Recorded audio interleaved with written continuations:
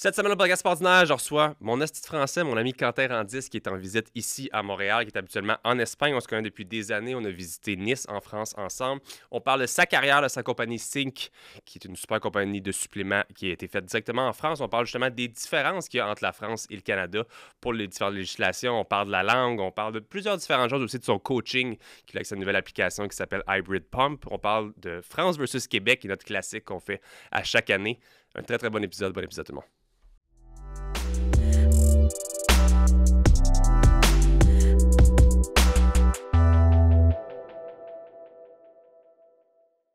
L'épisode d'aujourd'hui est une présentation de Liquidation 125+, qui est une magnifique compagnie québécoise de vente de produits au détail en ligne et ont aussi un magasin physique à Rawdon.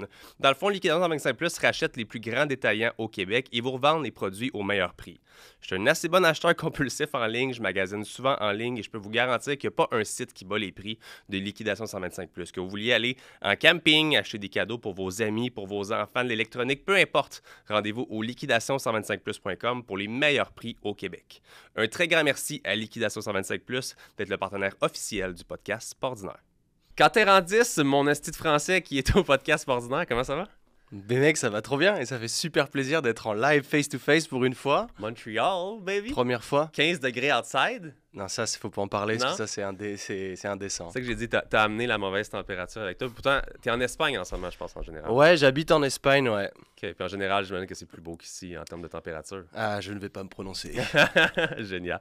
Fait quoi, 5 ans, 6 ans qu'on se connaît, qu'on se parle. Ouais. On est off, on s'est vu là à peu près ça, 5 ans, 4 ans. C'était 2019 quand t'es venu à Nice, ouais, exact. 5 ans déjà, Ouais. à Nice. Puis on s'est dit, tu dois venir à Montréal un jour. Et 5 ans plus tard, te voici Ça a mis le temps, mais c'est... sur mon podcast. Donc, merci de ton temps, puis je suis très content que tu sois avec Avec moi grand aujourd'hui plaisir. aussi.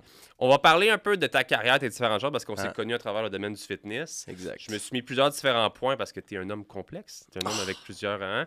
On va parler de plusieurs choses. Et comme j'ai dit, autant pour le podcast que pour les gens, on est en live aussi sur TikTok en même temps aujourd'hui. On va faire notre fameux France-Québec parce que je te le dis tout le temps, mais ça a été une viralité québécoise depuis très longtemps. On a été copiés en long et en large. C'est vrai. Mais qui peut changer un classique? Non, c'est le fun, moi j'adore. Alors, vite. On peut t'appeler un digital nomade. Est-ce que c'est comme ça un peu que tu te surnommerais? Tu es vois, nomade. C'est marrant cette citation-là parce que je pense que c'est le goal de tout le monde quand tu commences à travailler en ligne. Tu te dis, Ouais. je vais devenir un digital nomade parce que genre c'est la live, c'est trop bien, tu peux bouger. Et plus je l'ai fait, plus je me suis aperçu qu'en fait, j'ai pas envie d'être un digital nomade. Ok. C'est assez incroyable parce que travailler en ligne, c'est une chose. Ouais. Voyager en même temps, c'est un complet différent monde.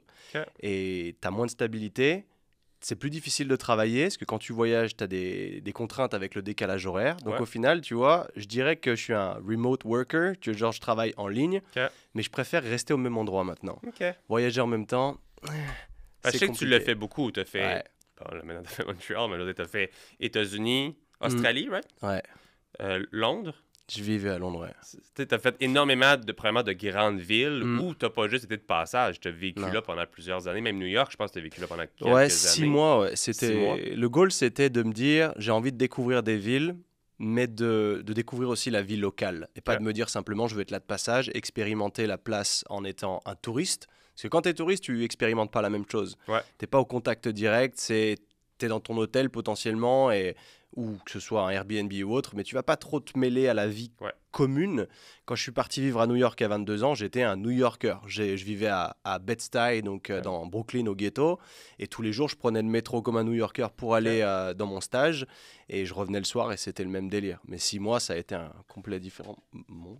On a quasiment perdu le logo Brasserie Marco. Ça m'a fait flipper. Mais justement, en parlant par exemple de New York, Mm. tu parles d'un stage. Qu'est-ce Ouais. qui te fait partir directement là-bas? Comme là, on a parlé tantôt un petit peu de l'école, tu étais à l'université. Mm. À quel moment tu te dis, ben moi, je me barre de la France puis je m'en vais vivre à New York? À quel moment c'était, si tu veux, j'estime qu'en France, je sais pas comment c'est au Canada, mais en France, on te demande ce que tu veux faire dans la vie très tôt.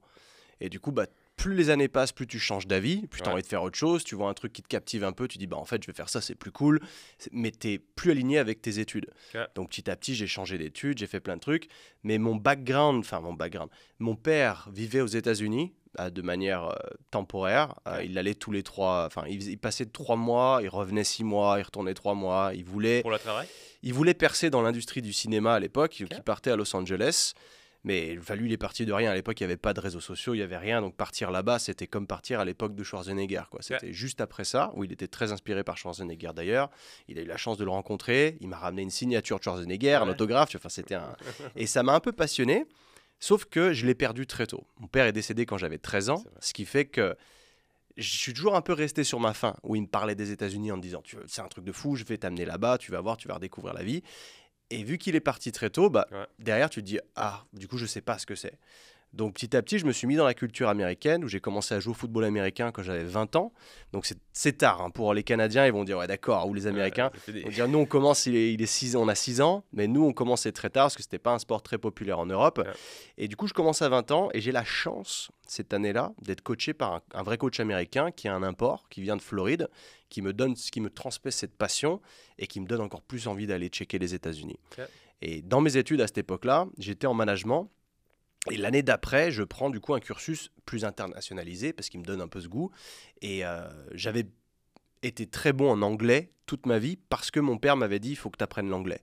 Ça va te servir dans la vie. Alors que quand tu es à l'école, tu apprends toutes sortes de matières, mais tu sais pas vraiment à quoi ça sert. Et encore moins en anglais en France, tu n'as que genre 2 heures d'anglais par semaine. Donc autant te dire que tout le monde s'en fout. Tout le monde va le plus loin possible de la classe, se met tout au fond, dernier rang, et se dit j'attends que l'heure elle passe, et puis basta. Sauf que moi, c'était la seule matière où j'étais au premier rang tout le temps. Parce que je savais pourquoi je le faisais. Voilà. Et à un moment, je me suis dit, il faut que je l'expérimente à l'étranger. Donc évidemment, tu as un peu peur. Mais je me suis dit, je vais aller dans un cursus international qui va me pousser à partir. Donc je vais c'était un bachelor, donc on appelle un bac plus 3, développement commercial international, où tu avais 4 mois de cours et 6 mois de stage à l'étranger. Et tu partais où tu voulais, tu choisissais. Et c'est là où je me suis dit, au lieu de choisir la facilité quand tu es en Europe, tout le monde va en Angleterre ou en Suisse, parce que la Suisse est juste à côté et que c'est considéré comme l'étranger, j'ai dit, je vais partir aux États-Unis. Donc au début, je me dis, je vais aller à Los Angeles comme mon père, sauf que tu vois l'étendue du truc, la ville, elle est gigantesque, c'est un pays. Toi, tu es étudiant, tu n'as pas d'argent, tu n'as pas de véhicule, donc il faut choisir une ville qui est centralisée, New York City. Manhattan, tout est petit, tu peux tu voyager en métro. Du coup, je pars là-bas, je fais un prêt étudiant parce que j'ai pas de thune forcément, et j'expérimente et je cherche un stage sur place parce que techniquement, t'as pas le droit, tu vois, d'être. Donc j'y vais en touriste, je fais mon petit stage. J'avais pas. En fait, c'est un peu le serpent qui se mord la queue, de sorte que tu as besoin d'avoir ton stage avant de partir aux États-Unis. Sauf que les mecs, s'ils t'ont pas rencontré, ils te prendront pas. Donc j'ai pas la thune à l'époque de faire l'aller-retour juste pour trouver un stage, rentrer en France, attendre un visa et repartir.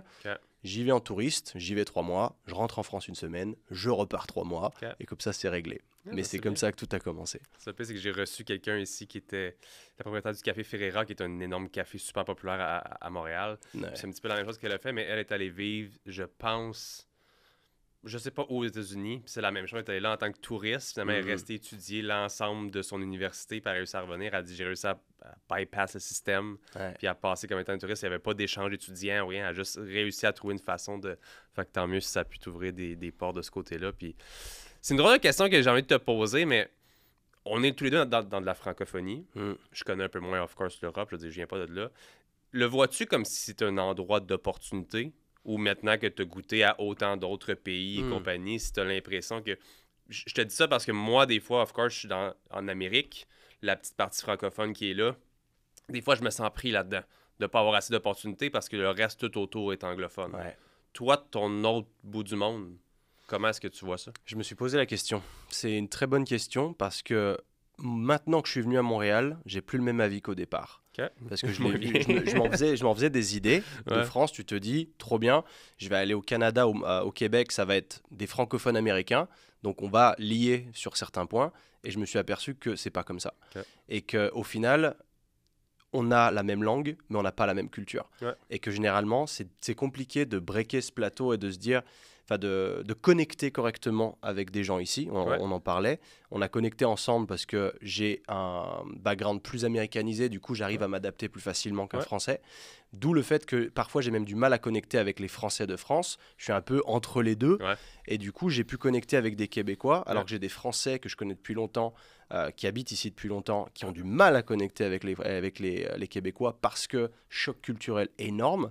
Donc de dire que c'est une opportunité peut-être, mais je pense qu'il y a un besoin d'adaptation qui est énorme parce que la culture, clairement, il y a un vrai choc culturel.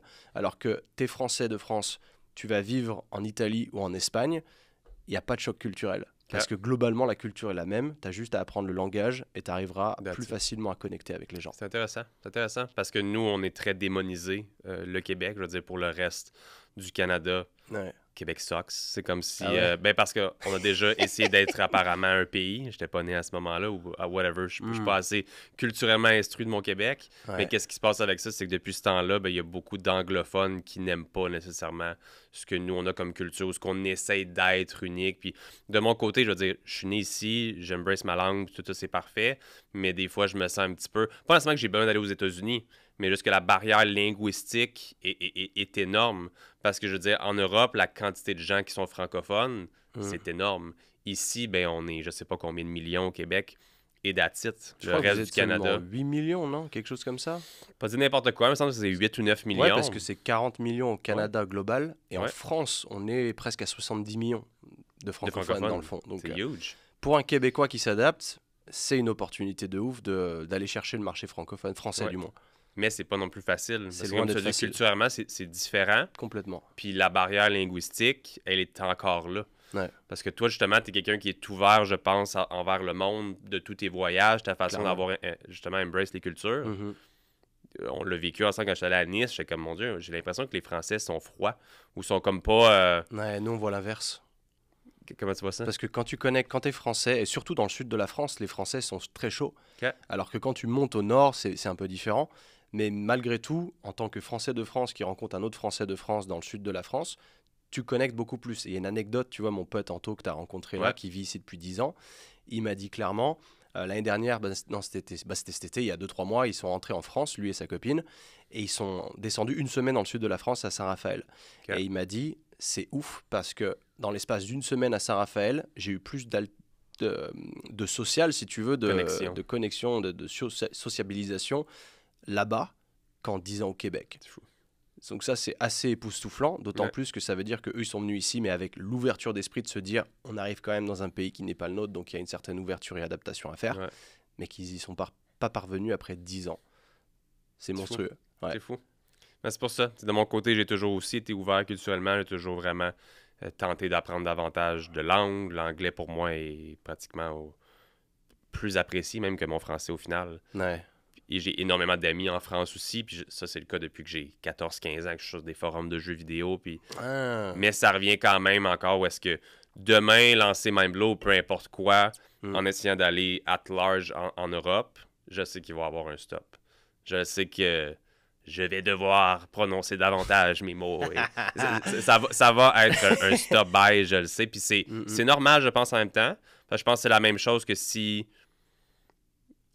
Peut-être pas pour moi, mais un Français se lançait puis il veut conquérir le Québec puis il arrive là puis on est comme, tu sais, wow. Je pense que c'est pire de ce côté-là. Je sais pas. Parce qu'en France, globalement, on a cette idée reçue que les Québécois sont des gens gentils.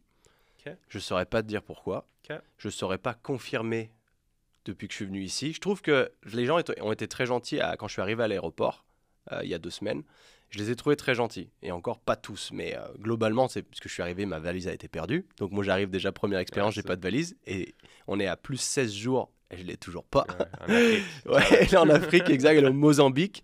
Et la personne qui m'a aidé au comptoir, j'ai aimé son approche de sorte qu'il y a un tutoiement plus rapide qui se fait ici, j'ai remarqué. Oui. Et ça, j'apprécie énormément, parce qu'avec une culture anglo-saxonne où le vouvoiement n'existe pas, c'est cool. Ouais. Parce qu'en France, on vous voit beaucoup plus et je trouve que ça crée une barrière. J'aime pas du tout. Alors qu'ici, on te tutoie presque tout de suite et j'apprécie, moi, ça. Nous, on mixe. Ouais. Voulez-vous dessus? Voulez-vous dessus? Ouais. Je comprends pas, mais... c'est juste que... Ah, puis je parlais même pour moi, c'est comme si... Je suis tellement friendly que pour moi, le tu est plus facile. Ouais. Mais des fois, tu vas être poli, fait que tu vas dire vous. Mais là, tu te mélanges entre ton friendly et ta politesse. Fait comme, hey, veux-tu, lui. C'est juste. Et des fois, il y a des gens qui prennent mal le fait de ne pas se faire vouvoyer ici. Ouais, 100%. C'est vrai? Ouais. Ah, ok. Ma femme est le genre à tout le temps me revenir si j'ai pas vouvoyé la madame à la caisse ou à l'épicerie ou autre. Ouais. Parce qu'on devrait respecter. Puis c'est pas juste nos aînés ou les personnes plus âgées, ça devrait être une politesse. Évidemment, quelqu'un que je croise de mon âge, je vais pas le vouvoyer. Un client ou autre, fine, je vais commencer par vouvoyer, mais je vais essayer d'amener rapidement une culture de on se tutoie. Parce que pour moi, c'est comme ça qu'on crée une connexion. Puis c'est ma façon d'être en tant qu'entrepreneur, vendeur, whatever. Je suis d'accord. Mais oui, le vouvoiement est quand même important ici, mais peut-être pour une génération un peu plus vieille. Donc, c'est vraiment juste une question de politesse. Ok. Ouais. Mais ici, au global, c'est Sais-tu? considéré comme poli que de vous voyer. Ouais. J'étais pas sûr, c'est pour ça je demande, parce que je pensais que presque le vouvoiement n'y existait pas. Parce Il que existe. partout où je suis allé, on m'a tutoyé jusqu'à présent. Ça veut dire qu'on me respecte pas. Les petits français. Mais ok, je comprends mieux. Ouais. Ouais. Aujourd'hui, j'aimerais vous parler d'un des sponsors du podcast Ordinaire depuis les tout débuts, qui se trouve être la compagnie québécoise Mindblow Energy. Puis on ne sera pas de cachette, c'est mon entreprise. Donc j'ai créé une entreprise de boissons énergisantes québécoises à base de nootropiques et on est très fiers de sponsoriser le podcast Ordinaire depuis ses tout débuts. On sponsorise la même entité, c'est moi qui l'anime. Hein? Mais les boissons Mindblow Energy, qui est une grande découverte que j'ai faite il y a quelques années, les nootropiques sont des ingrédients qui augmentent vos fonctions cognitives. Donc à l'intérieur, c'est pas juste de la caféine, c'est une boisson qui est supplémentée. Donc vous avez des ingrédients qui vous aident pour tout ce qui est focus, énergie, bonne humeur, mémoire. Une super compagnie québécoise que je vous invite, si vous voulez supporter le podcast ordinaire, à aller vous en procurer. Vous pouvez vous rendre au mindblowenergy.com et utiliser le code PASORDINAIRE pour 10% de rabais. Sinon, sur amazon.ca, on est numéro 1 pour les produits énergisants ou un peu partout au Québec dans plusieurs points de vente. Merci beaucoup. Maintenant, tu as choisi de t'installer en Espagne. Ouais. Ça fait quoi, 1 an, 2 ans? Ah non, ça fait... Enfin, globalement, j'ai emménagé en Espagne pour le Covid, juste avant. OK, c'est un petit bout. 2 semaines avant, en fait, je savais pas que ça allait arriver. Je suis allé random, hein, et 2 semaines après, on m'annonce le fameux virus qui coupe tout. Bah, je reste là, moi. Hein. Okay. Moi, je suis bien. Donc, c'était 2020, début 2020. Je suis arrivé au mois de février 2020. Je suis Okay. resté 2 ans et demi. J'ai eu du mal à connecter, de sorte parce que la sphère entrepreneuriale n'était pas assez développée, de mon opinion, ou du moins, j'ai pas assez connecté. Je pense que je prends une part de responsabilité là-dedans, de sorte que j'y suis pas assez allé. Je suis un peu resté dans ma bulle. Parce que quand tu travailles en ligne, bah, tu es un peu tout seul aussi. C'est ça qu'il faut bien se dire. Quand on travaille dans une entreprise où tu as des collègues et que tu vois tous les jours, tu crées une certaine amitié, tu peux sortir avec ces gens-là ou autre. Ouais. En ligne, c'est pas le cas. Du coup, tu as beaucoup plus ce sentiment de solitude qui va arriver. Ouais. Et après 2 ans et demi, j'ai pété un peu un plomb. Je me suis dit, j'ai besoin de reconnecter. Et je suis rentré en France pendant 1 an pour reconnecter avec les gars de la compagnie. Sauf que, après 3 mois, je me suis aperçu que c'était une erreur. Okay. Et que je voulais vite retourner en Espagne. Et j'y suis retourné l'année d'après. Okay. Où là, en fait, j'y étais encore il y a 1 mois. Quoi. Donc là, je suis au Québec. Mais dans 4 semaines, j'y retourne. Okay. Ouais. Des fois, je me demande justement, quand tu me dis ce que tu t'attendais du Québec, des fois, je me demande les attentes viennent de où techniquement. Tu sais, je veux dire, si je vais dans un resort, que je m'en vais au Mexique ou peu importe, les attentes que j'ai, c'est en vertu que je m'en vais dans un endroit où est-ce que je vais me faire un peu plus servir, où est-ce que les gens travaillent là-bas ou whatever. Quand je suis allé en France, je sais pas si j'avais des expectations, si j'avais des attentes de ce côté-là, mais j'étais comme, un autre pays francophone, un pays, pas qu'on est un pays ici, right? Mais un autre endroit francophone, ça devrait être facile, il n'y aura pas de barrière linguistique. De ton côté, techniquement, c'était quoi tes attentes? Puis tu penses-tu que des fois, les Français qui viennent ici ont trop d'attentes vis-à-vis... Ils pensent venir ici, puis que les Québécois vont juste comme ouvrir leurs bras, puis tu penses que c'est ça? Je pense qu'il y a un vrai problème à ce niveau-là, c'est la perception qu'ils en ont, de sorte que ils sont en France, certains ont envie de s'expatrier, mais ils cherchent la facilité. Ah, ça parle la même langue, je vais aller là-bas. Et ils se cassent pas trop. Il y en a qui, je pense, qui se cassent le nez quand ils arrivent là-bas, enfin ici, parce que la culture n'est clairement pas la même. Même si on parle la même langue, il y a quand même certains outils de langage qui sont pas les mêmes, clairement, des choses qu'on comprend pas, et inversement. Mais je pense que c'est la facilité, parce que je me rends compte qu'il y a énormément de Français ici. Après, il y en a plein que je connais qui s'y plaisent, hein, qui restent là, qui sont contents. Moi, perso, je leur ai dit, les moins 40 l'hiver, respect, je pourrais pas. C'est pas pour moi. Le pire, c'est que tu viens des montagnes. Je viens des montagnes d'autant plus, mais jamais de la vie on a un moins 40. Même pas en haut? Non. Non. Ah non. Mais je pense que c'est pas le même froid aussi. Parce qu'il y a des gens qui m'ont dit qu'ici à moins 40, c'était parfois plus supportable qu'un moins 10 de là où je suis. Ah, ça, donc je pense qu'il y a une question d'humidité qui fait que... Mais je suis pas assez curieux pour me dire je vais passer un hiver à Montréal pour comparer. Je pense que je les croirais. C'est pas pelleté. Mais je dis non, c'est ok. Je vous crois, je vous fais confiance. Moi, ça me va très bien. J'adore ça. As-tu une idée pourquoi ces gens-là s'expatrient de la France? De ton côté, en même temps, c'est quoi ta perception de la France? Est-ce que pour toi, je sais que c'est chaud souvent comme sujet. Il y en a beaucoup que j'ai l'impression, puis encore là, je te parle en ne connaissant pas nécessairement le sujet. beaucoup de gens qui s'y plaignent. On a pourtant beaucoup de choses en commun, comme j'ai dit, en termes de langage, d'impôts. Il y a des choses très similaires entre la France et le Québec de ce côté-là. Selon toi, c'est quoi la principale chose qui fait que les gens veulent s'expatrier de la France pour venir dans le petit Québec? Je pense que la France, bon, c'est un sujet très vaste, très large, très aussi subjectif, mais que la France ne va pas dans la bonne direction aujourd'hui. La France a une histoire qui est phénoménale et je suis très fier d'être français.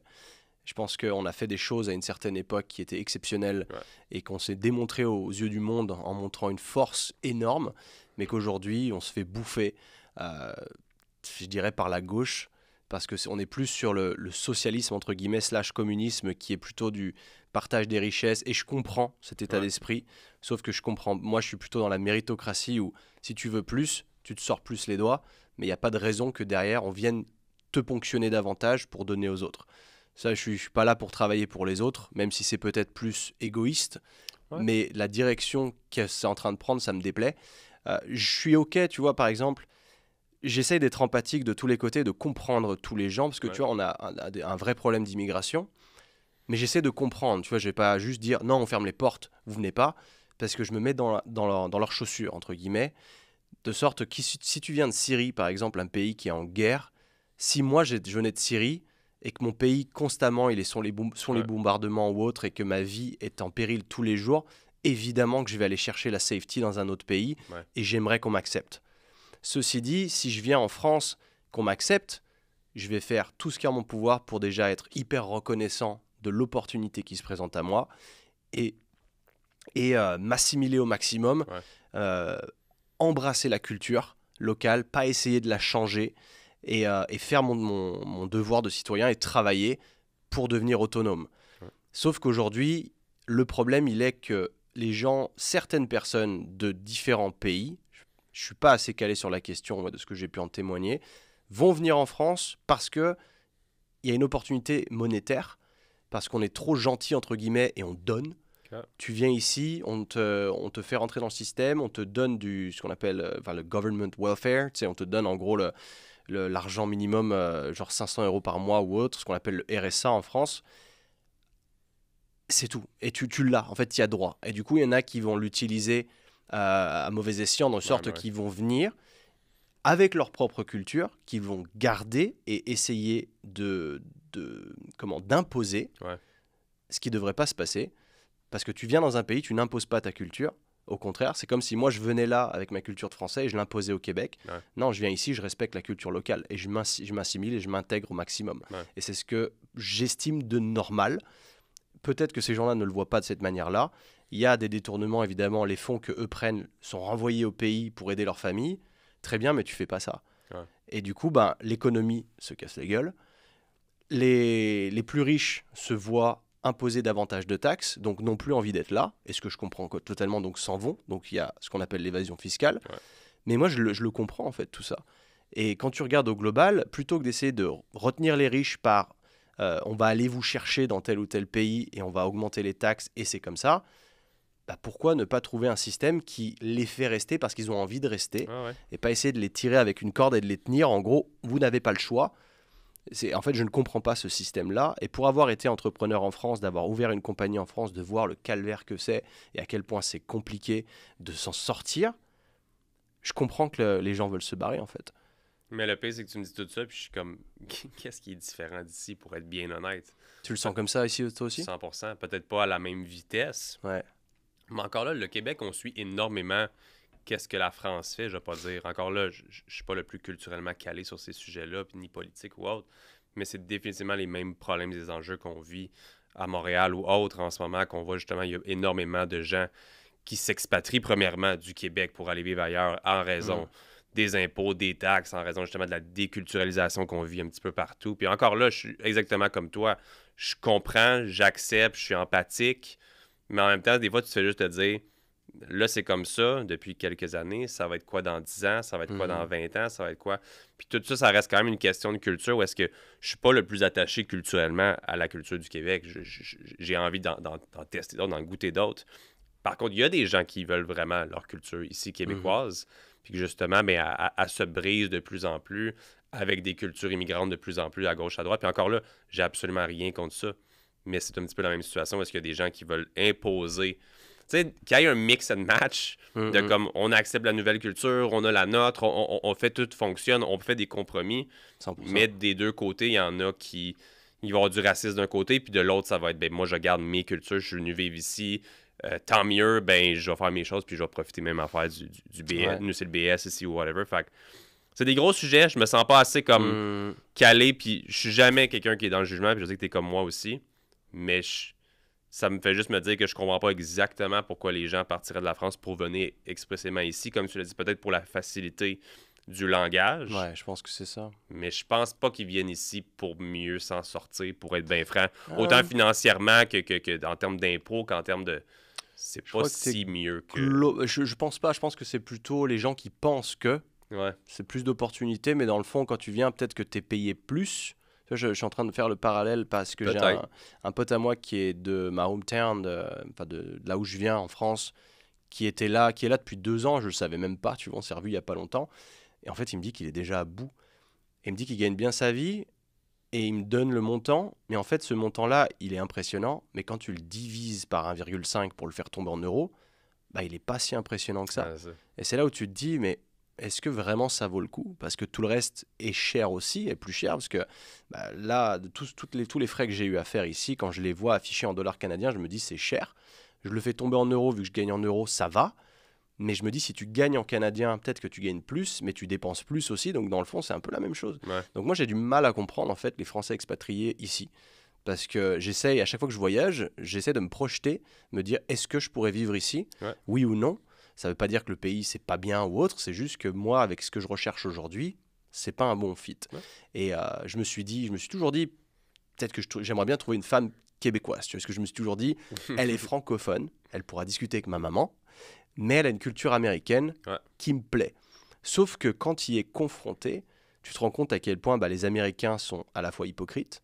Donc, la première barrière, elle est fun. C'est genre, tu as l'impression que tout le monde c'est vite ton pote. Mais si tu veux devenir proche de ces gens-là, il faut creuser beaucoup plus. Et la France, c'est un peu l'inverse. On devient pote beaucoup plus rapidement, réellement. Mais au départ, on peut être un peu froid, tu vois, comme tu as pu le ressentir. Mais une fois que tu as pété cette première barrière, tu deviens très vite pote pour très longtemps. Alors qu'ici, tout le monde est super friendly. Enfin, en tout cas, ici, je parle plutôt États-Unis, mais la culture m'a l'air très similaire.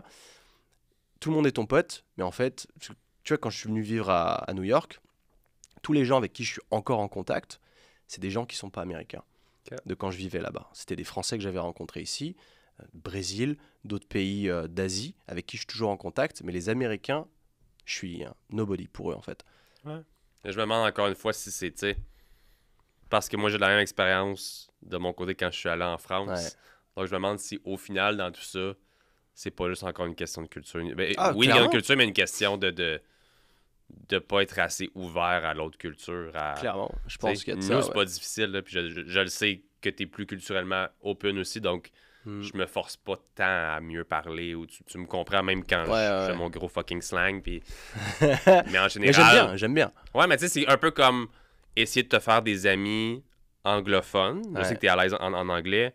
Moi, je suis de plus en plus. Mais des fois, ça prend un petit peu plus de temps parce que c'est pas ta langue. Donc, t'essayes, mais de faire une conversation casual quand c'est pas ta langue, puis de faire des jokes, puis de faire... Tu sais, quelque chose qui est pas naturel, peut-être que ça vient mettre des barrières, puis je comprendrais que ça le mette. Ça fait partie des barrières, 100%. Mais je pense que si tu as un anglais demain 100% comme un anglophone, tu auras moins de mal à connecter avec un autre Canadien de Vancouver, par exemple, parce que vous allez vous entendre sur la culture déjà d'entrée, et que une fois que ton anglais il est bon, ça roulera. Alors qu'à l'inverse, un Français qui parle très bien anglais, il va venir... Tu vois, moi, je parle très bien anglais, je vais aller à Vancouver ou à Toronto, et je vais pas me faire des super potes du jour au lendemain avec les Canadiens. Je sais que ça va être beaucoup plus compliqué à creuser, comme j'imagine un Américain qui irait à Londres ou autre, j'imagine que ça peut être la même chose qu'un Français au Québec. Avec l'Angleterre, c'est encore autre chose. Ça va être le clash des langues aussi, encore une fois, des accents. Bref, on pourra en parler pendant des heures. Ouais, c'est intéressant. Parlons un petit peu de ta compagnie que tu as cofondée qui s'appelle Sing, qui est une compagnie de suppléments. Ça fait déjà plusieurs années que tu as ça en ce moment. Tu peux nous expliquer un peu le concept? Parce que je sais que c'est pas juste une compagnie de suppléments pour être une compagnie de suppléments. Non, vous avez quand même vraiment mis l'accent sur la qualité, je pense. Il y avait un goal au début, donc c'était avec mon pote et associé Kevin. On faisait du football américain tous les deux. Donc très ouvert sur la culture anglo-saxonne et américaine. Forcément, quand tu fais du foot américain, tu regardes un peu tout ce qui se passe outre-Atlantique.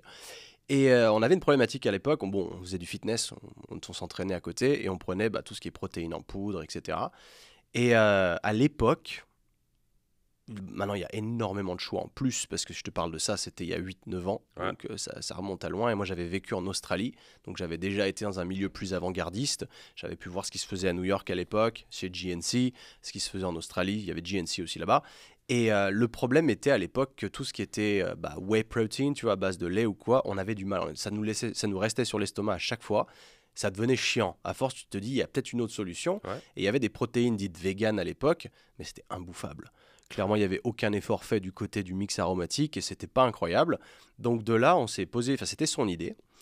Il s'est posé la question de se dire, et si je développais une marque avec plusieurs produits dans la gamme, mais qui sont à base de plantes Ok. et qui se digèrent mieux du coup.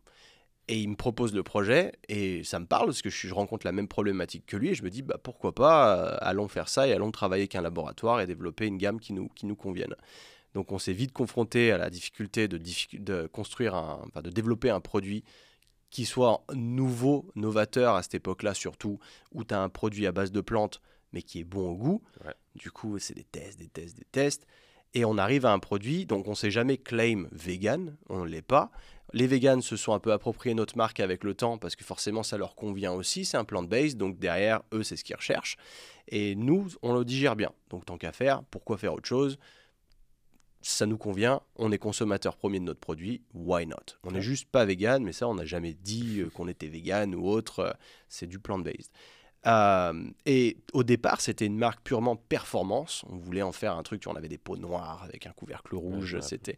Sauf que ça marchait pas du tout parce que les gens qui étaient dans une démarche de performance à cette époque-là, ils voulaient pas mettre la thune dans un produit qui était super premium et vegan. Ils étaient plus dans le sens, je vais me prendre une whey, t'inquiète, ça fait le taf, ça va me coûter 20 € le kilo, et puis voilà. Ouais. Donc ça marchait pas très bien. Donc petit à petit, on a écouté l'audience, on a vu qu'il y avait une audience fortement engagée du côté des gens, à la fois des véganes et à la fois des femmes, qui recherchaient un truc, qui avaient plus peur de la whey et tout ça, et du coup on a pivoté.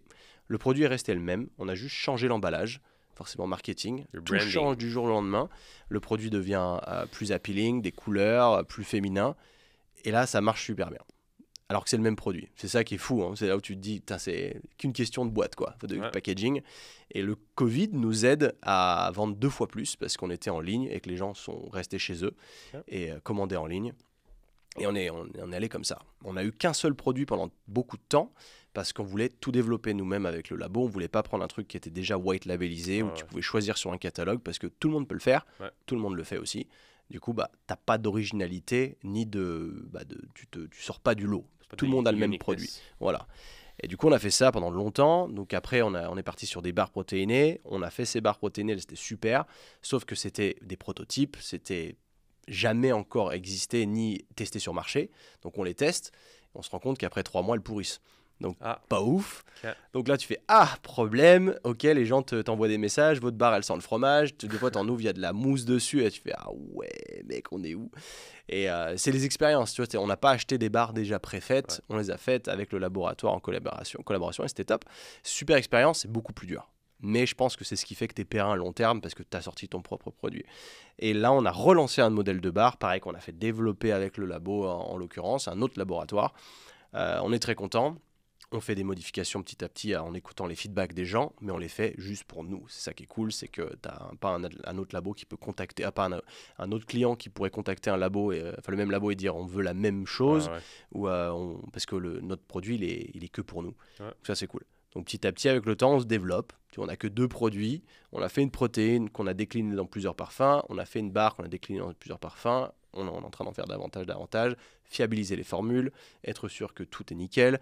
Et derrière, on est dans le développement de futurs produits. Il n'y aura pas des masses parce qu'on n'est pas là pour faire 15 000 produits. Il va y en avoir 2-3 qui vont arriver, genre des poudres de greens qu'on a fait développer aussi spécifiquement pour ça. Des RTD, donc les ready to drinks, les bouteilles. Ça, c'est une dinguerie parce que tu vois, moi étant en voyage là, j'achète ça tous les jours. Donc je me dis, il nous faut la même chose.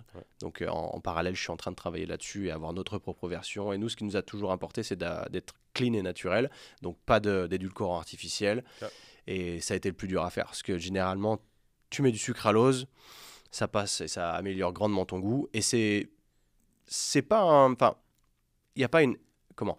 Tout le monde utilise le sucralose aujourd'hui, c'est dit comme safe, donc ça va. Mais vu qu'on a commencé sans, on s'est dit... Bah, on finit sans en fait. Donc maintenant, ça sert à rien d'arriver et dire ah bah finalement on va mettre du sucralose dans notre formule et puis voilà parce que ce sera beaucoup plus simple. On est resté sur du naturel. Donc là, nous en l'occurrence, on utilise ce qu'on appelle de la tomatine, qui est un édulcorant naturel et on est très content du résultat. Cool. Donc voilà, c'est le parcours. C'est long parce que ça fait 7 ans déjà, mais c'est ce qui me permet déjà de travailler en ligne. De ne pas avoir forcément de business classique, donc d'avoir des bureaux avec beaucoup de gens. On a essayé. Ça ne nous convenait pas spécialement, encore moins à moi, qui préférait travailler en remote. Aujourd'hui, il y a Zoom, il y a tout ce que tu veux pour avoir des lives et tout ça. Tant qu'on est sur le même fuseau horaire, ça se passe bien. Là, c'est plus compliqué. Avec un -6, je le ressens tous les jours. C'est dur, mais c'est le fun. Le pire, c'est qu'avec seulement 2 produits, je pense que vous avez quand même un chiffre d'affaires assez intéressant présentement. Ouais. Surtout sur un seul produit. Le deuxième, il démarre tout juste. Donc, la protéine en poudre est évidemment 90% de notre chiffre d'affaires aujourd'hui. Super intéressant. Je sais qu'on a parlé un petit peu, même avant qu'on rentre, de mes déboires avec Santé Canada vis-à-vis les canettes. Ici, on a énormément de législation. On a parlé légèrement dernièrement, mais comment ça se passe un petit peu le processus pour lancer des produits? Est-ce que c'est aussi difficile en France que tu penses que ça peut l'être au Canada? Alors, je ne sais pas exactement comment ça se passe au Canada, mais de ce que j'ai entendu dire et que toi tu m'as dit avec Santé Canada, c'est extrêmement compliqué. J'ai discuté aussi quand je suis allé chez Popeye, magasin de suppléments, de comprendre un peu pourquoi ils ont si peu de marques, ne serait-ce qu'américaines ou encore moins européennes, il n'y en a pas du tout. Et en effet, j'ai compris, bon, à la fois il y a l'histoire du double label, donc il faut que ce soit anglais-français au Canada, là. Et ça fait chier pas mal de brands, de ce que j'ai compris. Il y en a qui se disent ça vaut pas le coup. Pour un plus petit marché comme ça, autant pas le faire. Et après, tout ce qui est en import, compliqué. A priori, compliqué. En France, quand tu es une marque française, pas aussi compliqué, mais tu peux te faire tomber dessus. Et c'est pas ouf. Mais c'est quoi? C'est plus comme approuvé until proving guilty? On peut dire ça comme ça? Je dirais que ça marche comme ça, ouais. Okay. C'est plutôt comme ça. Il n'y a pas trop de restrictions. Cependant, on a plus de restrictions sur les ingrédients. Parce qu'il y a des ingrédients que je crois que vous êtes régis par la FDA au Canada. Nous, c'est vraiment... FDA, c'est USA. Nous, c'est vraiment Santé Canada qui ont des règlements similaires, mais beaucoup plus sévères ici. Fait que Santé Canada te dit, tu peux mettre ça, tu peux pas mettre ça. Si tu mets ça, tu mets juste ça. Puis si tu mets ça, puis ça, ben il faut que tu fasses un statement sur ta canette de ton produit qui dit que tu dois pas prendre d'autres produits. C'est très, très, très, très, très spécifique. Intéressant d'ailleurs, ça, je rebondis quand j'ai acheté un RTD ici de protéines et c'est écrit en gros avec sucralose et acésulfame potassium. Les édulcorants artificiels qui sont mis en gros en avant. Ça, en tout cas, dans mon cas ici, nous on a du sucralose dans la canette, puis on n'a pas besoin de tout ça, c'était pas dans les réglementations, mais tu vois, comme je t'avais dit ici, on doit avoir un magnifique crest supplémenté Canada en avant. Avant, on l'avait mis sur le côté ici, puis on s'est fait dire non, il faut que ce soit visible en avant pour que quand tu prends ta canette, tu le vois. Faut aller voir là pourquoi c'est supplémenté, puis que tu comprennes. Fait que, c'est ça. C'est rapide que tu peux gâcher ton design, ton branding, juste pour des claims. Ouais, on est de plus en plus là-dessus. C'est vrai que t'es pas trop, tu vois, j'ai été surpris, mais quelque part, peut-être que Santé Canada est plus sévère, mais au moins, si tu leur poses des questions, je pense qu'ils te disent, tu peux mettre ça, tu peux mettre ça, tu peux pas mettre ça.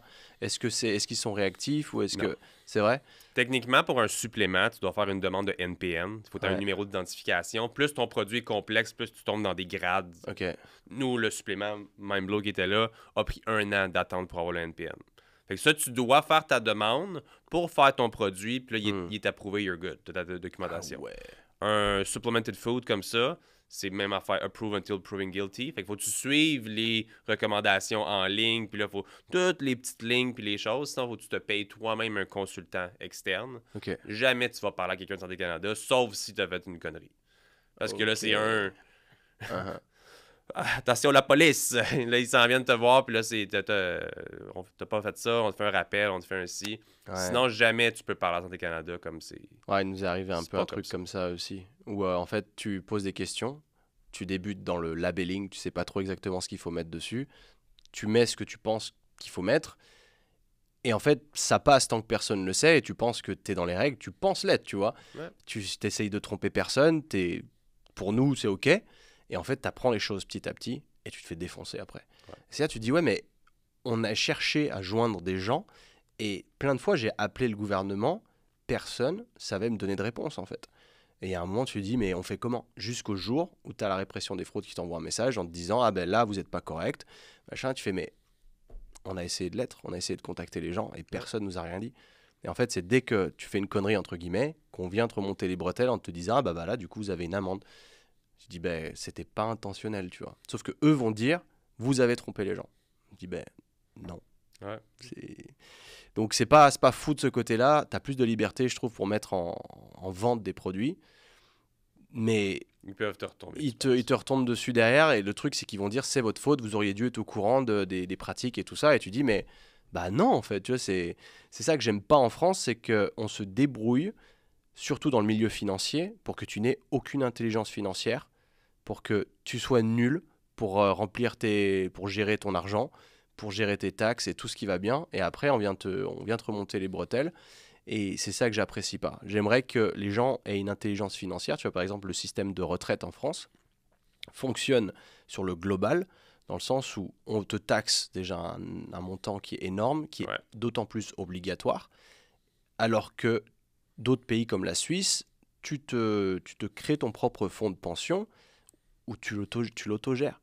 Tu sais où va l'argent, tu as un œil dessus, tu sais combien tu vas toucher quand tu seras à la retraite, alors qu'en France, c'est un peu, on verra quand tu auras l'âge de la retraite, combien on te filera, quoi. C'est un peu... J'aime pas du tout ça parce qu'on te dit, vous êtes obligé, vous êtes taxé tant, vous êtes obligé de payer tant pour les retraites, etc. etc. Mais du coup, on t'apprend pas. On ne te dit pas quelles sont les choses, enfin comment ça fonctionne. On te dit juste, c'est un fait accompli, c'est comme ça. Donc c'est un peu la mafia et j'apprécie pas. Alors que si on avait du sens, déjà à l'école, on enseignerait des choses comme le travail manuel, la cuisine, l'éducation financière. Les impôts. Mais on te rendrait autonome. Ouais. Mais c'est là où tu te rends compte qu'ils y ont pensé certainement, mais qu'ils veulent pas que tu sois autonome. Ils veulent pas que tu puisses penser comme ta propre personne. Ouais, je suis Ils veulent que tu fasses partie de la masse et que que tu aies besoin d'eux pour te gérer. Ouais. Et ça, je peux pas agréer là-dessus. C'est pour ça que je suis sorti du système en voulant, en m'expatriant, quoi. Je le vois honnêtement ici aussi, c'est la même chose. Et je sais que dans le passé, il y en avait des cours de cuisine, puis des cours d'économie, puis des trucs au secondaire, comme on parlait tantôt au niveau des degrés scolaires. On l'avait dans le passé de mes parents ou autres. Nous, il n'y a plus rien de ça du tout, là. Donc au final, tu es un jeune adulte, tu sors de l'école, des fois tu sais même pas ce que tu veux faire dans la vie ou whatever, tu peux être complètement perdu, puis là c'est comme, tu te fais fucked tout le temps. Parce que c'est tu sais surprise. pas... Mais c'est fou pareil, là. C'est fou, ouais. C'est fou, là. Bien sûr. Puis des fois, c'est des pas belles surprises là, que tu te ramasses puis que tu dois tel montant aux impôts ou whatever. C'est beaucoup, beaucoup de choses.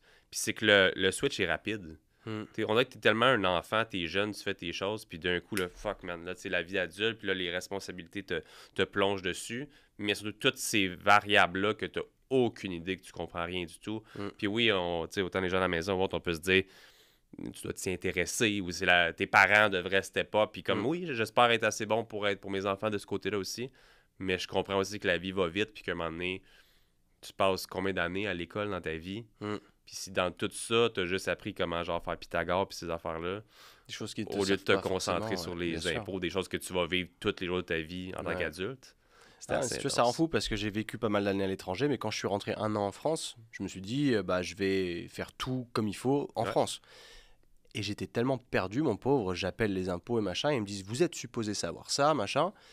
Et je leur demande, et même eux savent pas te répondre en fait. Et c'est là où tu dis, mais attends, ça fonctionne comment votre système? J'ai l'impression que c'est approximatif, qu'à la fin de l'année, tu vas recevoir une régulation. Soit t'as trop payé, soit t'as pas assez payé.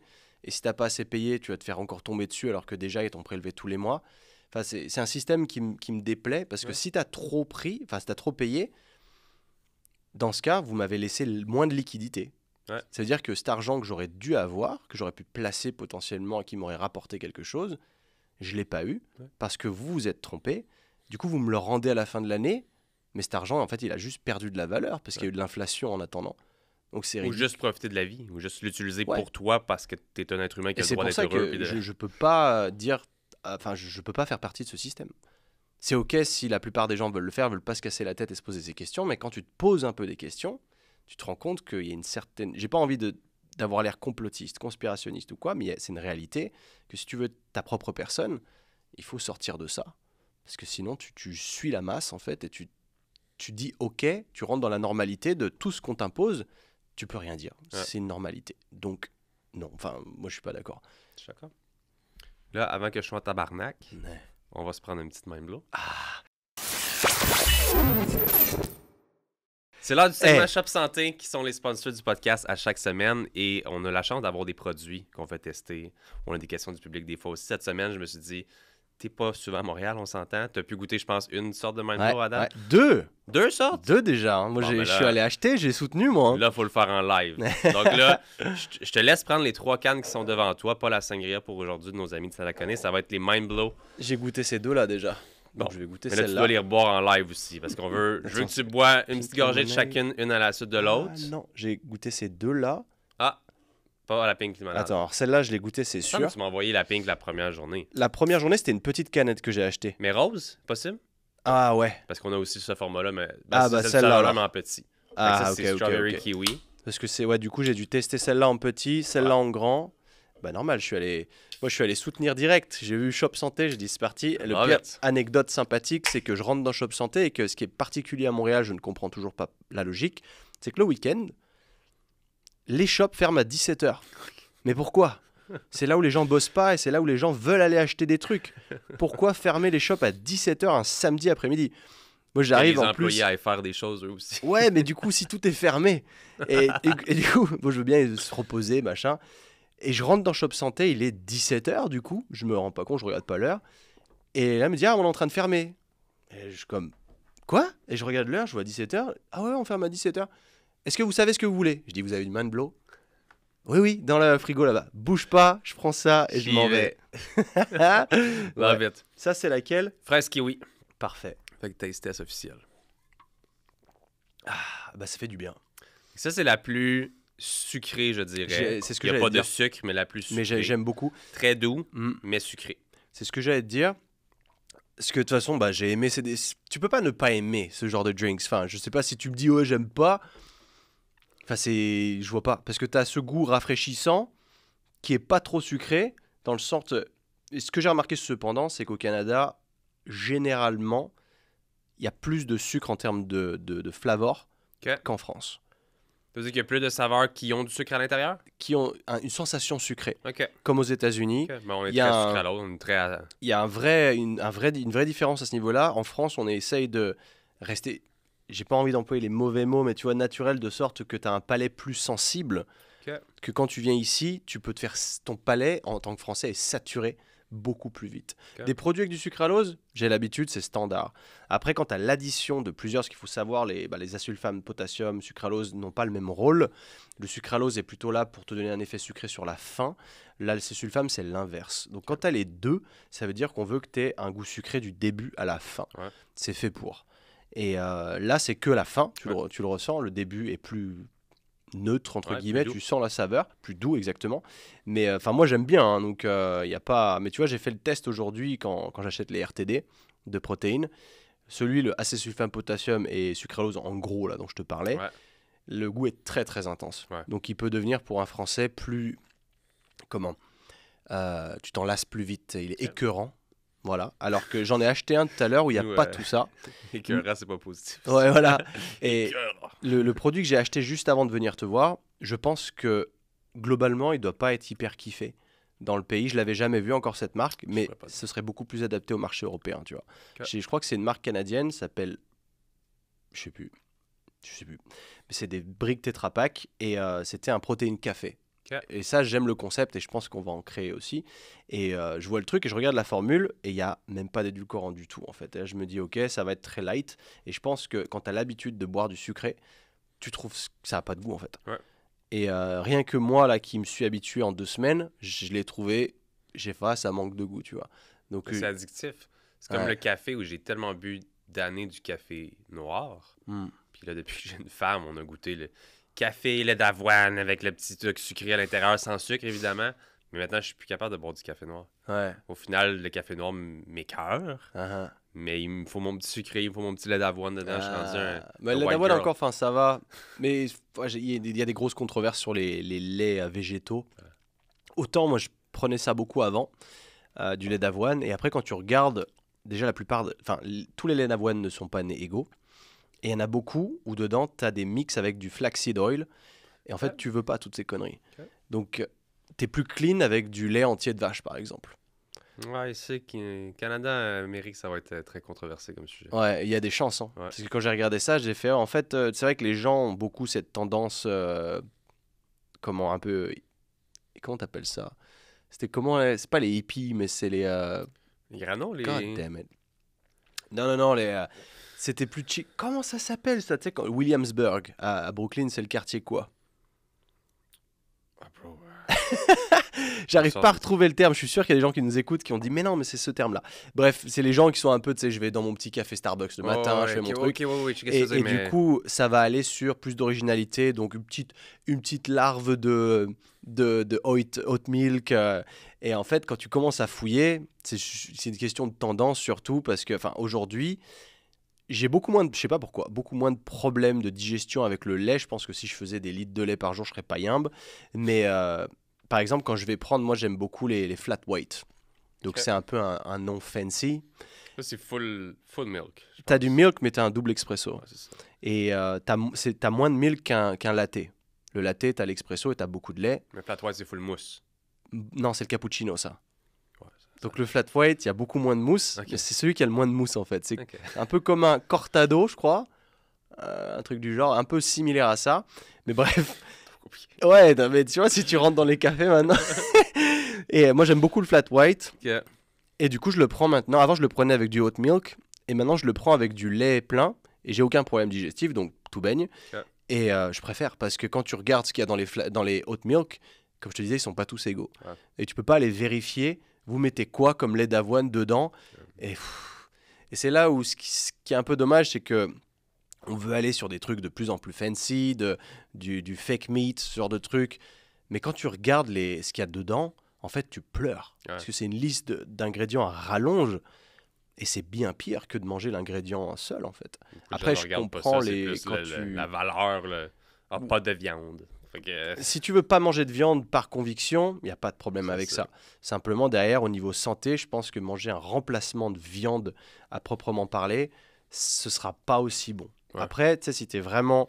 Tu soutiens la cruauté animale, enfin contre la cruauté animale, évidemment, véganisme, etc., pas de souci. Ouais. Fais-le. Tu sais que ça va être plus compliqué pour toi pour te nourrir au jour le jour, mais c'est ton combat. Donc il n'y a pas de souci là-dessus, fais-le. Je sais que moi, j'ai essayé, mais la viande, voilà. Donc j'abandonne pas la viande et puis j'aime ça. Ouais, et quand c'est du 100% bœuf, pas du moitié de bœuf, moitié Ouais. de jus d'orange et machin qui mettent ici, c'est hallucinant. C'est hallucinant. Je pense qu'on n'aura jamais eu autant de sujets diversifiés dans un podcast. Honnêtement, on est allé dans beaucoup. J'adore ça. Mais là, il faut qu'on termine le segment Shop Santé. Tu dois me dire, je vais pas on est t'obliger toujours à sur boire Shop les Santé. gens. Ah, Mais juste pardon. pour terminer ensemble, laquelle que tu préfères dans ton opinion personnelle? Je peux regoûter l'autre? Autant que tu veux. Ah oui, pour oui. ça. Ça va être très bonne. Hein. Moi, je suis très Pink Lemonade. Il me semblait que toi, c'était ta préférée, ouais. Mais il faut que tu aimes ce goût-là dans la vie. Ouais, je préfère la Pink Lemonade. Les deux sont très bonnes, mais il y a ce goût plus sparkling. Ouais. Et ça me plaît, ouais. Celle-là, je Moi, sais c'est plus. celle-là qui est un peu plus Ah, comme j'ai un peu peut-être pas- sour. Je vais peut-être pas faire 3 La canettes. originale, c'est vraiment comme une... Si t'aimes la boisson originale ou conventionnelle, qui est Monster. très... Ouais. Je l'ai pas comparé ici, mais... Ah. Exact. Nice. Et la fraise kiwi, Ouais. un peu plus sucrée, fait que... C'est vrai qu'elle est ressentie plus sucrée, Ouais. mais enfin c'est très bon. Il y a pas. De toute façon, même si j'avais trouvé ça dégueulasse, j'aurais pas dit que c'était dégueulasse. Ouais, c'est ça, Donc du vraiment. coup, tu sauras Vous jamais. serez pas à la tu maison. sauras jamais ce que j'en pense réellement. Non, mais l'avantage, tu vois, ça, si j'aime bien, chez les Français de France, entre guillemets, je trouve qu'on est authentique et qu'on dit les choses directes et que quand moi je deviens pote avec quelqu'un, je bullshit pas. Ouais. Je suis vraiment pote avec la personne, tu vois. Et moi, je t'apprécie énormément et tu le sais, et j'ai toujours été authentique et ça, c'est cool. Et si c'était pas bon, je te le dirais. Peut-être que je te le dirais hors antenne pour pas flinguer ton truc, mais si j'avais pas aimé, tu l'aurais su parce que j'avais déjà goûté avant. Ouais. Donc, T'en as acheté plusieurs, fait que j'en ai acheté juste là, je plusieurs. sais que... Donc, guys, il a aimé ça. ok? Merci à Shop Santé de sponsoriser l'épisode d'aujourd'hui, c'est super apprécié. Je veux qu'on parle juste rapidement un peu, après ça, on va tomber dans notre France-Québec très bientôt. Le domaine du fitness est vraiment super populaire en France, je pense. Vous, contrairement à nous ici, vous avez une certification particulière que vous devez suivre pour être un coach accrédité. Ouais. Nous, ici, tout le monde s'improvise entraîneur. Tu n'as pas besoin Ah ouais? d'absolument rien. Tu as des cours, tu as des certifications, Ah. mais tu n'en as pas besoin. Il n'y a pas d'ordre qui va revenir contre toi parce que tu as donné des conseils d'entraînement ou autre. Ça ne fonctionne pas comme ça ici. Est-ce que tu dirais que c'est bon pour je vais dire la culture, mais juste pour l'univers autour de l'entraînement, ou vu qu'il y a quand même énormément d'influenceurs fitness en France, il y a quand même encore beaucoup de désinformation, beaucoup encore de conseils de merde, juste parce que en France, le côté influenceur est quand même vraiment fort en France aussi. Tu trouves? Je trouve, mais encore là, c'est ma comparaison directe de la francophonie, où est-ce que j'ai un petit endroit francophone au monde où il y a beaucoup d'influenceurs ici aussi, mais on est 8 millions, 9 millions. Vous êtes énormément. Avec quand je vois je trouve qu'il y a beaucoup de gens très suivis dans le domaine du fitness qui sont français. Il y a beaucoup de créateurs en général que je trouve qui réussissent très bien de la France. Je sais pas toi comment tu vois ce côté-là, mais... Je suis mitigé, j'ai 2 points. Alors, tu me dis qu'au Canada, même si tu n'as aucune certif, tu peux coacher en gym. Oui, 100%. Ça, c'est pas ouf. Mais en fait, il faudrait un mix de sorte qu'aujourd'hui, il existe beaucoup de formations et il y en a des exceptionnelles dans le monde, mais qui en France ne te permettent pas d'enseigner en gym, tu vois. Okay. Et ça, c'est dommage. Alors qu'ici, peut-être que tu peux faire une de ces formations. Il y en a en tête, tu as par exemple Bayesian Bodybuilding qui est intéressante, Prescript hyper bien. Mais ce sont des formations avec lesquelles tu ne pourras pas coacher en gym en France. Okay. Donc tu as beaucoup de coachs Tu peux devenir coach en ligne par contre, tant que tu ne coaches pas en physique dans un gym, sans certification. Ok, ça je savais pas. Ça c'est un peu l'ouverture aussi au bullshit, parce que évidemment, si tu es influenceur parce que tu as explosé à un certain moment de ta vie, par chance ou autre, quand c'était très populaire il y a un peu moins de 10 ans, mais que tu n'as aucune certification et que ton expérience elle est biaisée et que tu n'es clairement pas bon, et que juste parce que tu as une génétique de fou par exemple, et que toi tu as fait 50 pompes, 50 tractions tous les jours toute ta vie, mais tu as un physique de fou, parce que même sans tenir ta diète, et que tu vas dire aux autres faites comme moi, vous aurez les mêmes résultats que moi, c'est archi faux. Et j'en connais des comme ça, tu vois, et ça c'est triste. Et j'en connais qui ont des physiques, mais tu pleures quand tu les vois, tu te dis ah le bâtard. Et quand tu vois comment ils s'entraînent et les conseils qu'ils donnent, tu pleures aussi. Tu dis c'est trop dommage, parce que du coup les gens vont se référer à son physique et dire si je m'entraîne comme lui, je vais être comme lui.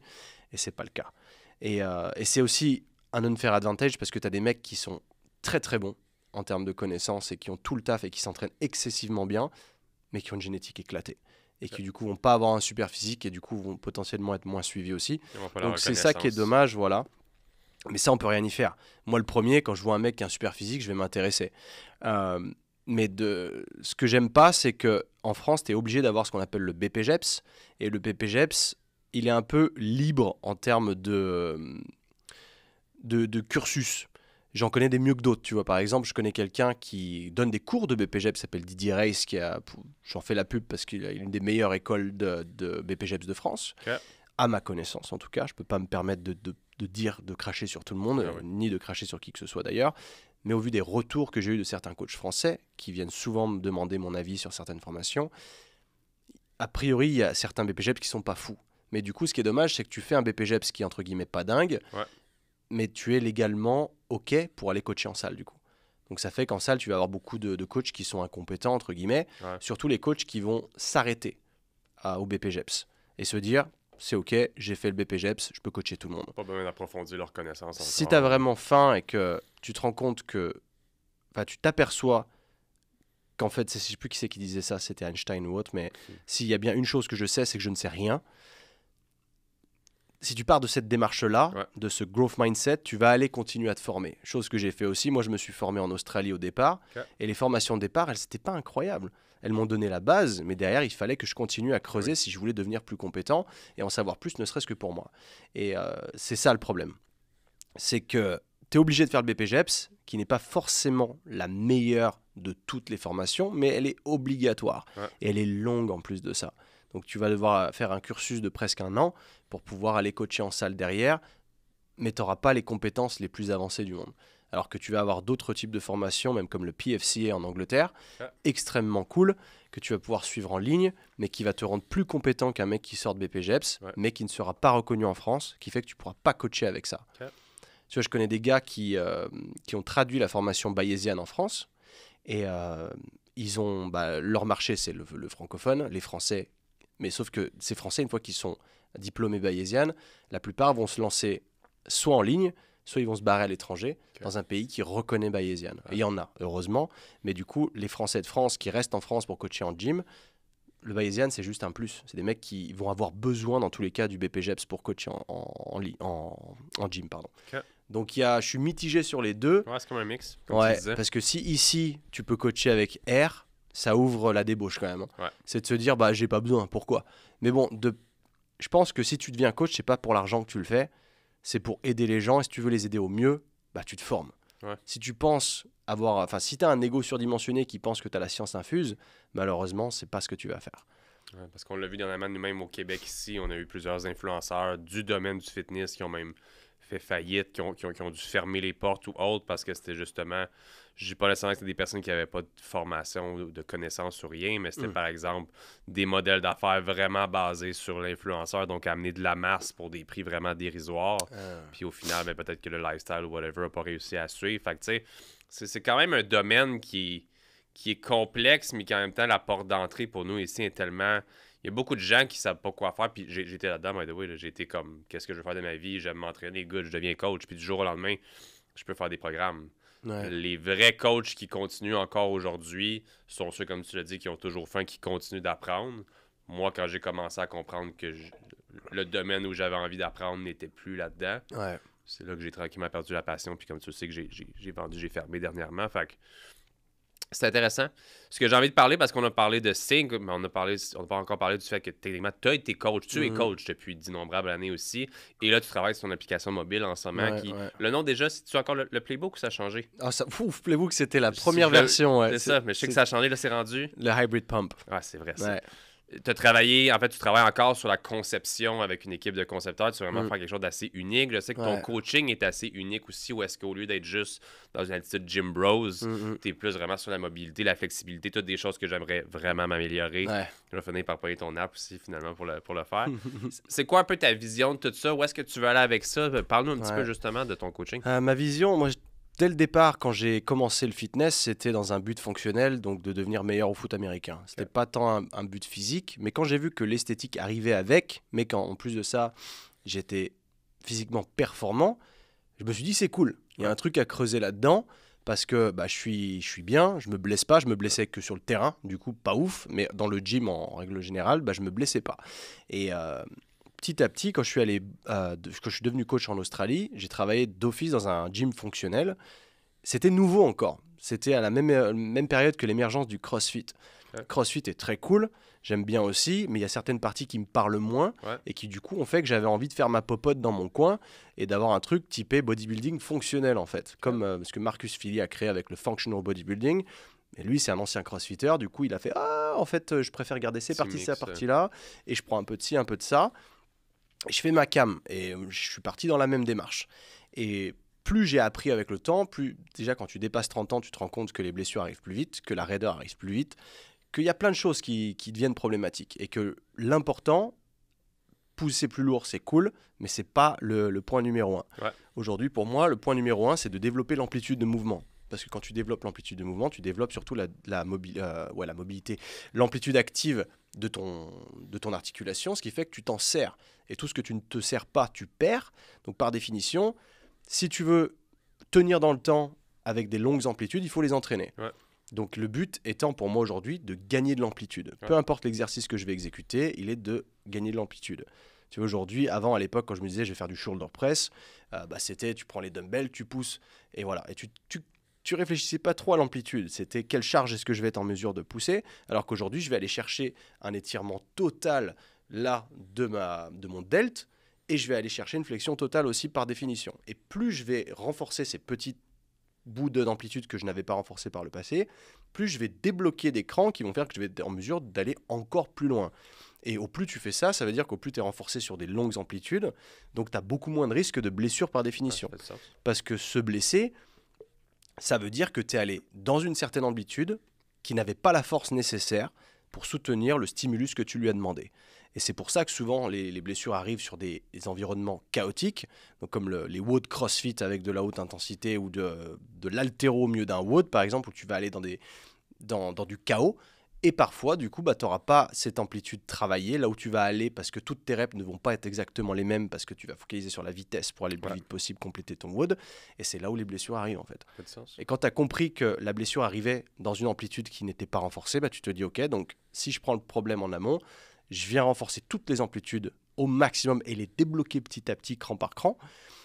Et du coup, j'ai beaucoup moins de chances de me blesser. Et plus le temps passe, c'est pour ça que tu vois des personnes âgées qui sont archées de temps en temps ou qui n'ont plus de mobilité ou autres, qui peuvent plus. C'est parce que leurs articulations, elles n'ont plus cette capacité à se mouvoir activement, parce qu'elles sont bloquées dans certaines ranges, dans certaines amplitudes, parce qu'elles n'ont plus servi depuis des années. Ouais. Et petit à petit, si tu ne t'en sers pas, si tu restes sédentaire, tu bloques de plus en plus de crans et tu perds cette liberté en fait. Et plus tu la perds, plus tu as de risques de blessure derrière. Donc si tu prends le problème à l'envers et que tu te dis, du coup, moi je veux vieillir en ayant un maximum d'amplitude débloquée et en devenant fort sur toutes ces amplitudes, c'est là où tu commences à rentrer du travail fonctionnel, mobilité. Ouais. Tu fais ce combo de tout ça. Et moi, au-delà de ça, je rajoute du conditionnement physique pour la santé cardiovasculaire. Et en fait, quand tu combines cette trifecta, t'es cool. Et du coup, c'est ma vision des choses que j'ai voulu instruire. C'est pour ça que je l'ai appelé Hybrid Pump, parce que le hybride, c'est un peu malmené aujourd'hui, de sorte qu'il y a des gens qui font de la muscu et de la course à pied. Maintenant, c'est la grosse mode des hybrid athletes. Ouais. Et moi, j'appelle ça hybrid athlète depuis des années et des années, mais ça n'a jamais été question de courir. Ouais. Ça a été, au contraire, ce mix de conditionnement physique, de bodybuilding fonctionnel et de mobilité articulaire. Ça, pour moi, c'est hybride parce que tu as plusieurs points que tu mélanges ensemble. Mais concrètement, le CrossFit, c'est hybride aussi. Parce que le CrossFit mélange aussi plusieurs aspects. Trouves-tu que c'est peut-être un peu moins sexy avant? C'était beaucoup moins sexy avant. Aujourd'hui, c'est devenu sexy de nulle part parce que c'est devenu accessible. Okay. Parce qu'un mec qui faisait juste de la muscu à la salle et qui allait courir une fois de temps en temps, c'était devenu un hybride athlète en fait. Okay. Donc c'est plus accessible, plus facile à mettre en place. Mais si tu pousses un peu la chose, ma philosophie d'entraînement, si tu la mets en place correctement, c'est facile à tenir, c'est fun et c'est hyper bénéfique en fait. Tu pourras t'entraîner comme ça toute ta vie. C'est là qui fait la grande différence. C'est pas d'aller faire du powerlifting. Par exemple, le power, ça a une date d'expiration. Ouais. Le CrossFit, ça a une date d'expiration. Il y a un moment où tu pourras plus faire. Ouais. Même si on te dit le CrossFit, tu peux en faire toute ta vie, tu vas devoir l'adapter tellement fort. À la fin, c'est plus vraiment du CrossFit en fait. Quand tu vois souvent, ils font du marketing autour des personnes âgées qui font faire des step-ups dans des gyms, tout ça. Alors c'est très bien, mais c'est plus du CrossFit. Ouais. Tu vois ce que je veux dire ? En tout cas, pour moi, j'ai pas envie de me faire taper là-dessus par des pro CrossFit, mais m'en voulez pas. Je hate pas le CrossFit, au contraire. Je trouve que ça a amené beaucoup de bonnes choses dans l'industrie et ça a amené un côté beaucoup plus fonctionnel en mélangeant de la gymnastique et autres. Donc ouais, c'est très cool. C'est pour ça que j'ai appelé ça le hybrid pump, parce que le pump, c'est le pump, la pompe, quoi, comme vous appelez ça ici. C'est le bodybuilding, cette sensation de congestion, mais à travers un entraînement hybride. Du coup, c'est un peu ce blend-là. Et c'est vrai que quand tu parlais de retrouver... Enfin, tu n'avais plus la passion pour le coaching. Ouais, c'est pour ça que je te dis que je serais peut-être dû pour justement sérieusement regarder avec toi, parce que présentement, j'y vais. J'y vais à des heures démoniaques de 5 heures du matin. Damn. Je le fais, that's good, je me sens bien, mais je me sens pas comme je me sentais dans le passé, puis je m'ennuie un peu de ce feeling-là. Okay. Puis ce feeling-là, je l'ai si je joue au tennis, ou si je fais un hike, ou si je fais une activité qui me donne... En tout cas, je sens que peut-être de changer un peu mes méthodes d'entraînement, de m'enlever le gym bros de la tête un peu, parce que moi, j'ai juste encore les méthodes de bodybuilding que j'ai fait durant des années. C'est tout ce que je connais. Je suis pas nécessairement encore ouvert au CrossFit, non pas parce que c'est vraiment difficile, puis que je trouve que le step est énorme entre bodybuilding et CrossFit. Ouais. Fait que peut-être que d'avoir des choses comme ça serait peut-être... moi, je suis au milieu des deux. C'est la passerelle, en fait, qui fait que je trouve que tu as le meilleur des deux mondes. Pas me lancer des fleurs ou autre. Je trouve que c'est une approche super intéressante. Et tu vois, avec le temps, ce qui m'a passionné avant tout, au-delà de juste l'aspect coaching, c'était l'expérience. De dire, tu vois, le monde est une expérience. Ouais. Viens chez moi et tu auras une expérience unique que tu n'auras nulle part ailleurs. Et quand je vois des coachs qui donnent encore des programmes sur des PDF ou des Google Drive, etc., ça m'irrisse les poils, parce que je me dis, mais les gars, l'expérience est tellement éclatée. Ouais. Après, peut-être qu'il y a plein de clients qui s'en foutent et qui sont contents de faire ça comme ça, et cool. Mais c'est là où je me suis dit, je vais me focaliser sur l'expérience, la distribution de. Ouais. Et je suis arrivé vers une vraie problématique qui en a fait pour moi un nouveau business. de sorte que j'ai essayé tellement de plateformes différentes, j'arrivais pas à trouver mon compte, je me disais toujours il manque ci, il manque ça, ça me va pas, je trouve pas que l'expérience soit fluide, j'aime pas. Du coup, j'ai commencé à développer moi-même mon application. Ça prend beaucoup de temps, hein. Ça fait déjà plus d'1 an et demi que je suis dessus, parce que je veux vraiment faire un truc qui est génial. Et, mes clients actuels sont déjà en bêta dessus, donc ils ont l'opportunité de s'en servir. C'est pas parfait, il y a quelques bugs, ils en sont conscients et ils me le rendent bien d'ailleurs. Ils me détestent pas pour ça, ils me disent c'est ok Quentin, tiens regarde, feedback, ici il y a un petit souci, machin. Très cool, ils m'aident, et on le fait ensemble et ça c'est cool. C'est cool. Et petit à petit ça a pris de plus en plus de l'œil des coachs à dire putain ça a l'air cool ton truc quand même. Est-ce qu'il y aurait pas possible en fait de le white labelliser pour les coachs. Et c'est là où j'ai dit en fait le fait de développer une appli from scratch, déjà ça coûte beaucoup d'argent, beaucoup de temps. Je me suis dit mais en fait c'est exactement ce qu'il faut que je fasse. Donc en parallèle, j'ai commencé à le faire en white label pour les coachs, avoir que eux puissent donner aussi cette expérience unique à leurs clients, prennent du fun, créer une communauté à l'intérieur de cette application, parce que pour moi c'était un des piliers, la communauté, où je trouvais qu'il y a très peu d'applications aujourd'hui qui te permettent de le faire, de se dire le fitness c'est cool, si on peut tous être connectés les uns avec les autres c'est encore mieux, avoir un système de gamification à l'intérieur, de gagner des points en fonction de ta discipline et de ton assiduité, de pouvoir discuter avec tout le monde, même pas que le coach, mais les autres membres du coaching, pour se dire, si on a choisi ce coach-là, c'est qu'il y a une connexion entre nous, parce qu'on a trouvé cette même connexion avec le coach, qui fait que nous deux, on a peut-être une connexion aussi. Créer une bande de potes, ce que j'ai fait au sein du Hybrid Pump. Tu vois, j'ai des gars qui, là récemment, j'ai un exemple, un mec qui s'appelle Quentin aussi, il s'est fait un trip dans la France, et il est allé rencontrer d'autres membres du Hybrid Pump Club. Exceptionnel. C'est exceptionnel. C'est vraiment cool. Donc ça, je suis très très content et ça me fait plaisir de pouvoir développer des amitiés comme ça. Et je veux que tous les coachs puissent bénéficier de ça aussi. C'est très cool. Et du coup, je suis en concept aujourd'hui là-dessus. Ça va prendre, je pense, avant que je lance sur Market pour les coachs, je pense qu'il faut compter 12 mois parce que c'est beaucoup beaucoup de travail. Mais je me suis associé avec une équipe de développeurs qui sont prêts qui croient en le projet et qui encaissent tous les coûts parce qu'il y en avait pour plus de 100 000 balles de frais de développement, mais du coup, ils les encaissent. Donc, c'est eux qui les payent, les englobent, entre guillemets, et moi, je crée le produit, la vision, tout ce qui va derrière. Et j'ai beaucoup d'ambition pour ce projet-là, parce que je pense que ça va être exceptionnel. Quand vous serez prêt, vous me le direz, on va ouvrir le Canada à fond la planche. On a tellement de contacts ici pour les coachs. Tu sais, j'ai longtemps eu une académie de formation pour entraîneurs. Parfait, parce que je vais focaliser, vraiment focaliser sur le marché francophone, parce qu'il n'y a rien. Sur le marché anglo-saxon, il y en a déjà, que j'ai comparé aussi, que j'aime pas trop, mais il y a des très bons produits quand même. Mais sur le marché francophone, je trouve qu'il y a du manque encore, que c'est encore trop standardisé, que c'est pas fun, et du coup, je veux amener ce côté-là.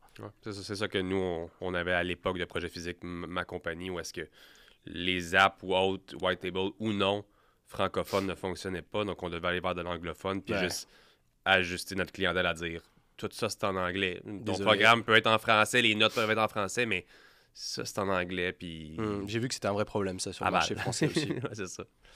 Quentin, un gros merci. C'était vraiment super intéressant. On a abordé énormément de sujets, mais je te garde avec moi, of course, pour le France versus Québec. On a quand même plusieurs choses à faire ensemble. Let's go! Pour les gens à la maison qui écoutent des épisodes réguliers, dans le fond, du podcast ordinaire, of course, vous pouvez soit arrêter si c'était juste le côté business qui vous intéressait, sinon restez avec nous. Je fais une petite version spéciale aujourd'hui parce que c'est rare qu'on a mon esti de français avec moi à Montréal. Fait que j'ai quelques jeux comme à l'habitude qu'on fait qu'on va commencer avec un classique. T'essaies de deviner les expressions québécoises que j'ai ici. J'ai fait un sondage auprès des gens en ligne pour essayer d'en trouver. Fait que je te l'ai dit et on voit si tu peux deviner. Je suis tellement excité. Expression numéro 1. Enwin des guédines. Pardon? Enwin des guédines. Et genre, articulé comme il faut, ça donne quoi? Enwin des guédines. Envoyer? Envoyer ou envoie? C'est envoyer? Ça pourrait être envoyer, mais c'est à la bonne franquette québécoise. Envoyer des guédines. Même ça, à la bonne franquette, je fais que tu pourrais pas. Franchement, je me casse le cerveau là, mais attends, envoyer des guédines. Des guédines. Ouais. Fait que c'est purement une expression inventée, là, comme des guédines, essaie pas de trouver un terme qui correspond. Mais je te dis, mettons, là, comme ah ouais, Quentin, des guédines. Le cadre, c'est ça? Envoie Quentin des guédines? Mettons. Ça pourrait être à ma fille, ah ouais, mais elle va des guédines. What? Ça n'a aucun sens. Tu vois, j'ai rigolé. Je vais rebondir. Je vais au gym l'autre matin. OK. Je rentre dans le truc, machin, et le mec du gym, il me fait « Oh, t'as encore tes gougounes sous les yeux. » Et je fais genre, je comprends, tu sais, mais je comprends pas du tout, en fait. Je connais la... Parce que les gougounes, c'est... C'est quoi les gougounes? C'est les tongs, non? Ouais. Les flip-flops. Gougoune et C'est ça. camisole. Et bobette. Ouais. Mais du coup, quand on me dit t'as les gougounes sous les yeux, et là, Il t'a dit ça? Mais oui, il me dit t'as encore tes gougounes sous les yeux. Ça, j'avais jamais entendu ça. Ah! Fait que lui, il en a créé une. Lui, il venait genre d'un esti de trou au Québec, là. Puis il est venu travailler à Montréal, puis il a fait « Hey, t'as des gougounes sur les Mais yeux. vous êtes des fous. » Ah ouais, nous, c'est... Si même vous êtes pas coordonnés, parce que j'allais dire, je vais demander à Sam.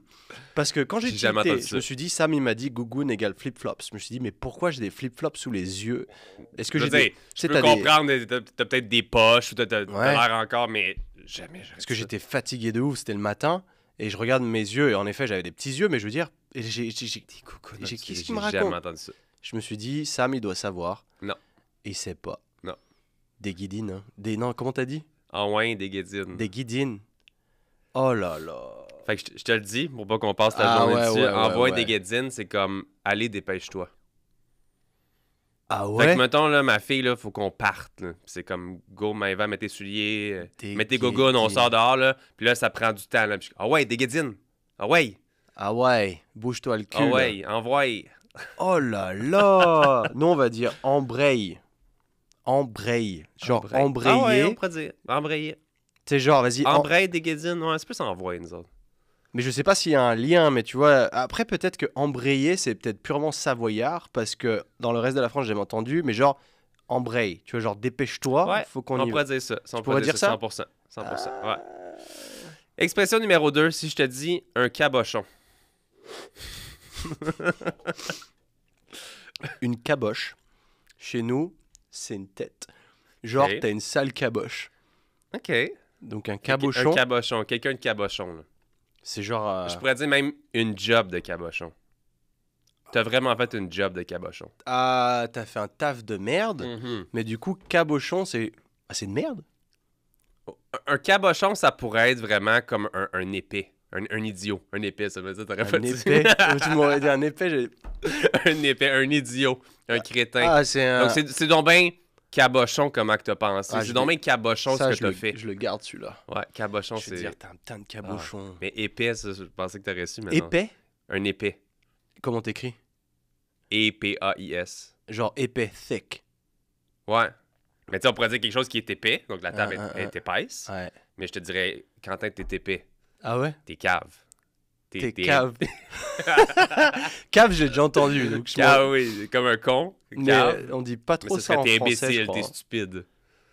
Les caves. Je crois qu'en France, il y a certaines zones qui le disent Ah, cave. c'est bon, même. J'adore ça. Cabochon. Ah, c'était ce cabochon. Ah, t'es cabochon. Ah, Ah, c'est- ouais, des guédines, le cabochon. Ah ouais. Le Incroyable. prochain, je sais pas si c'est une expression que vous dites directement. Je sais même pas si on l'a déjà fait. Fais attention, tu m'as accroché. Tu m'as accroché. Ouais.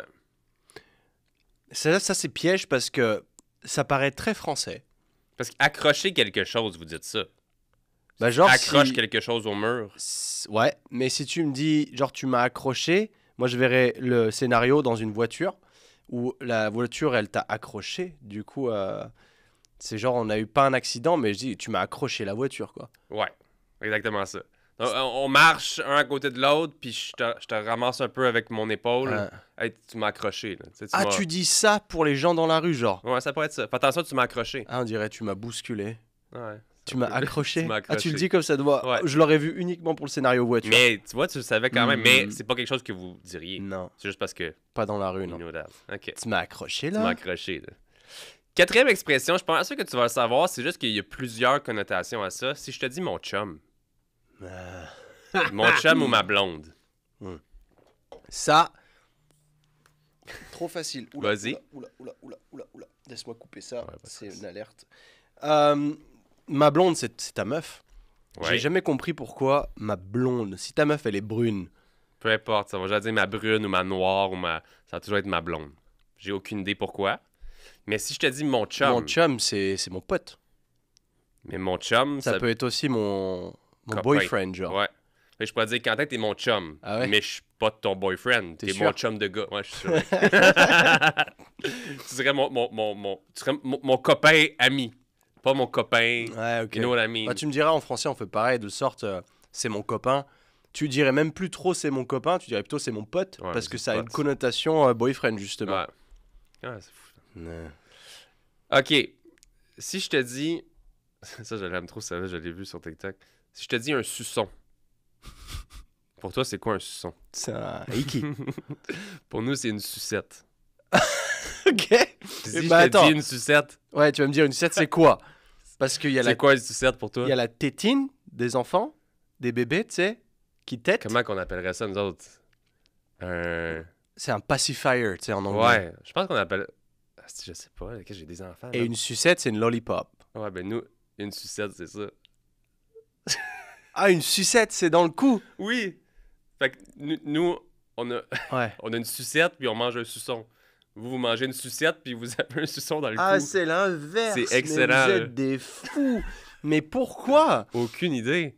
Aucune idée, mais c'est excellent. T'as une sucette dans le cou, là. Ah ouais? On mange un suçon. Oh, ouais, ça, par contre, tu manges le suçon, là. Mais c'est pas... Toutes les choses, on l'a déjà dit, tout ce qui est québécois et français, vous, c'est tout comme... Je mange une sucette. C'est plus sexy. Nous, c'est suçon. Ouais, ok, ok. Nous, c'est grave. Vous autres, c'est plus comme... Ah. OK. Prochain jeu ensemble, je veux que tu essayes de me donner l'équivalent français des phrases que je vais te donner. Fait que je te le dis en québécois, puis tu vas me donner l'équivalent. Si je te dis « C'est pas pire pantoute Oh, putain. Redis la deuxième partie. » C'est pas pire pantoute. Je vois même pas ce que c'est. C'est pas pire. On le dit, c'est pas pire, mais c'est pas français. OK. C'est pas français parce que... Dans quel contexte tu dirais « c'est pas Parce pire » que... parce que pire, c'est worst. C'est Ouais. genre le pire, le scénario le pire. Donc de Ok. dire c'est pas pire, de dire c'est pas le scénario le pire, tu dirais c'est pas si mal. C'est pas C'est mal. vrai ça. Parce que... C'est pas si mal, mais c'est ça le pas... Mais c'est pas pire pantoute, ça pourrait être « c'est pas mal du tout mais c'est pas pire quoi? » Pantoute. Pas en toute. C'est pas pire, pas en toute. Ouais, mais ça va être vraiment un mot pantoute. Parce que pourquoi Fait faire que si je compliqué? l'écrirais, ce serait P-E-N-T-O-U-T-E, là. Pantoute. Mais Mais c'est très bien dit. C'est pas si mal. C'est pas mal ça. Donc c'est ça, mais Ouais. c'est pas français. Et hein. ça pourrait être, je sais même pas dans quel contexte. Le char t'a accroché. Ouais, mais c'est pas pire pantoute, là. C'est pas si pire que ça. là. Ah, Tu sais. J'ai pas l'exact moment pourquoi je dirais ouais. ça, mais tu vois un peu le genre, là. Mais c'est pire pas pantoute, très ça. grave. Ouais, exact. C'est pas pire, hein? Le deuxième, c'est excellent. J'ai rincé mon char dans la rue. T'as lavé ta voiture au... Char, tu sais c'est quoi? C'est la que- voiture, hein? Ouais, parce Ouais, que c'est... ouais, ça, Mais je vous, sais. un char, c'est genre un tank. C'est un char d'assaut. Ah, c'est ça. Nous, c'est un tank. Ça, je comprends pas, tu vois, c'est... Et Avec genre, un char. Ouais, mais un tank, tu dis, c'est comment en On français? dirait un tank. Ah, tu... Ouais. Mais On- peut-être qu'il y en a qui vont dire un char d'assaut, mais Enfin, tu me diras, on appelle ça un tank aussi. Hein. Un tank. Mais, Un tank. Un tank. J'adore ça, un tank. Mais moi, ce qui me... On dirait que c'est pas dangereux quand vous le dites. Non, On dirait que non. vous êtes en pleine guerre. Là, regarde un tank. C'est comme, c'est pas grave, mec. C'est pas pire pantoute. Mais moi, ça me fascine ça, parce que vous êtes vraiment dans la protection de la langue française, mais vous parlez pas français, en fait. C'est ça qui est assez époustouflant. Mais on dit tout le temps ça, puis vous, tous vos films et vos trucs, vous le dites en anglais. Oui, oui. Which is crazy. Mais nous, on a le Mac Chicken, on n'a pas le Mac Poulet. Mais c'est fou. C'est vrai? Nous, on l'a traduit, mais c'est pour ça mon prochain jeu, tu vas l'aimer. Ok. Fait que j'ai rincé mon char dans la rue.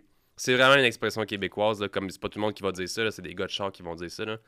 Rincer mon char, oui, rincer, ça pourrait être Laver. arroser ou laver Ah. ou whatever. Mais rincer un char, c'est comme le J'allais- partir comme un malade dans la rue, là. Hey, j'ai rincé mon char. Ah, j'allais le dire. Ouais, Mais faut être un gros beauf, du coup, quand Ouais. tu dis ça. j'ai rincé mon char devant les petites. Ça, c'est Oh devant les là filles. là. Oh, la beaufrie. Ah ouais. Mais tu me verras jamais dire ça, by the way. J'espère pas. Ok, troisième expression ensemble. Recule le trailer dans le driveway. Recule le Ouais, j'ai dit trailer. en québécois, recule. Vous dites un trailer? Ouais. Mais c'est genre un... C'est quoi un trailer pour toi? un trailer, c'est une caravane, genre? C'est pas un camping-car, Ça peut être ça, mais un trailer pour nous, ça peut être. Je veux dire, un pick-up je vais truck? jamais dire un trailer, là, ça va être un trailer, mais quelque chose que tu tires en arrière, une remorque. Ouais. Une remorque. Ouais, donc Fait que genre une caravane, quoi. Recule, mais tu sais, si je te dis en vrai québécois, là, recule le trailer dans le driveway. Mais driveway, c'est en anglais. C'est quoi driveway? Dans l'allée. Dans le genre à côté de ton garage, quoi. Dans le stationnement, exact. Dans le stationnement. Ouais, c'est vrai. Fait qu'il recule le trailer, il vient le placer dans le stationnement. Mais ok. Vous dites pas stationnement, vous dites parking. Ouais, c'est vrai qu'on dit parking, c'est fou. mais on dit place de stationnement. On dit ça. Si, quand toi tu m'as dit je suis stationné, j'ai rigolé. J'ai fait, on dit jamais ça, nous. On dit je suis garé. Ok. Tu sais, garé. Tu dis pas garé? Garé dans la place de parking. Derrière le tank. C'est pas pire pas tout. Tu dis pas garé? Non. Non? Est-ce que des gens peuvent le dire, I guess, mais nous, c'est toujours stationné. Se garer. Tu dis pas. Jamais. Et tu dis te parquer? Je me suis parké, ouais. Mais ça va être avec l'accent anglais. Ah oui, parce que c'est parké. J'allais dire, c'est pas français. Non. Ouais. Je me suis parké. Mais non, on le dit pas ça. Mais tu sais, me suis parké. On dirait qu'il y a des mots qui disparaissent, nous autres. Ouais. Ça pourrait être je me, mais des fois, c'est me suis parké. God damn. On dirait un langage de quand il te manque des dents dans la gueule. C'est fou, hein? Il te manque des dents dans la bouche, c'est me suis genre parké. c'est la fainéantise de dire coupe. Ah ouais, j'adore ça. Bon, dernière expression que tu dois me donner l'équivalent français. Ça, c'est excellent. Je suis allé au DEP pour mettre du gaz. Ah, bah maintenant je sais. Vas-y. Parce que le DEP, c'est le dépanneur. Ouais. Mais alors ça... Et le dépanneur, pour vous, c'est quoi? Parce que pour tous c'est les un Français mec qui nous vient écoutent, te tow quand t'es en panne. un dépanneur? Un dépanneur, c'est un camion qui vient te chercher. Holy fuck. Bah ouais, c'est pour ça. Moi ici, j'arrive ici, je vois des dépanneurs partout. Par contre, j'aurais été en Europe, tu m'aurais dit ça, jamais de la vie je trouvais. Nous, ce serait le remorqueur. Ouais, bah c'est pareil. Bah nous, on Ok, appelle ça le un dépanneur. Parce que Mais nous, le dépanneur, vous, c'est quoi le vrai nom? Oui, le convenience store, c'est quoi pour vous? l'épicerie. L'épicerie? Bah ouais, c'est une épicerie, un dépanneur. Mm. Bah regarde, attends. L'épicerie, c'est Étymologiquement parlant, t'es en panne. quoi? Ouais. Si jamais t'as plus d'essence, t'as plus de gaz, comme tu dis. Ouais, vous dites pas gaz, c'est ça? Non, bah non, ça c'est américain, GAS. Du gaz. Du gaz. Et quand t'es en panne, si tu tombes en panne d'essence, Ouais. tu dis essence? Oui. Tu Plus tombes gaz en panne qu'essence. d'essence là-bas, tu dis quoi?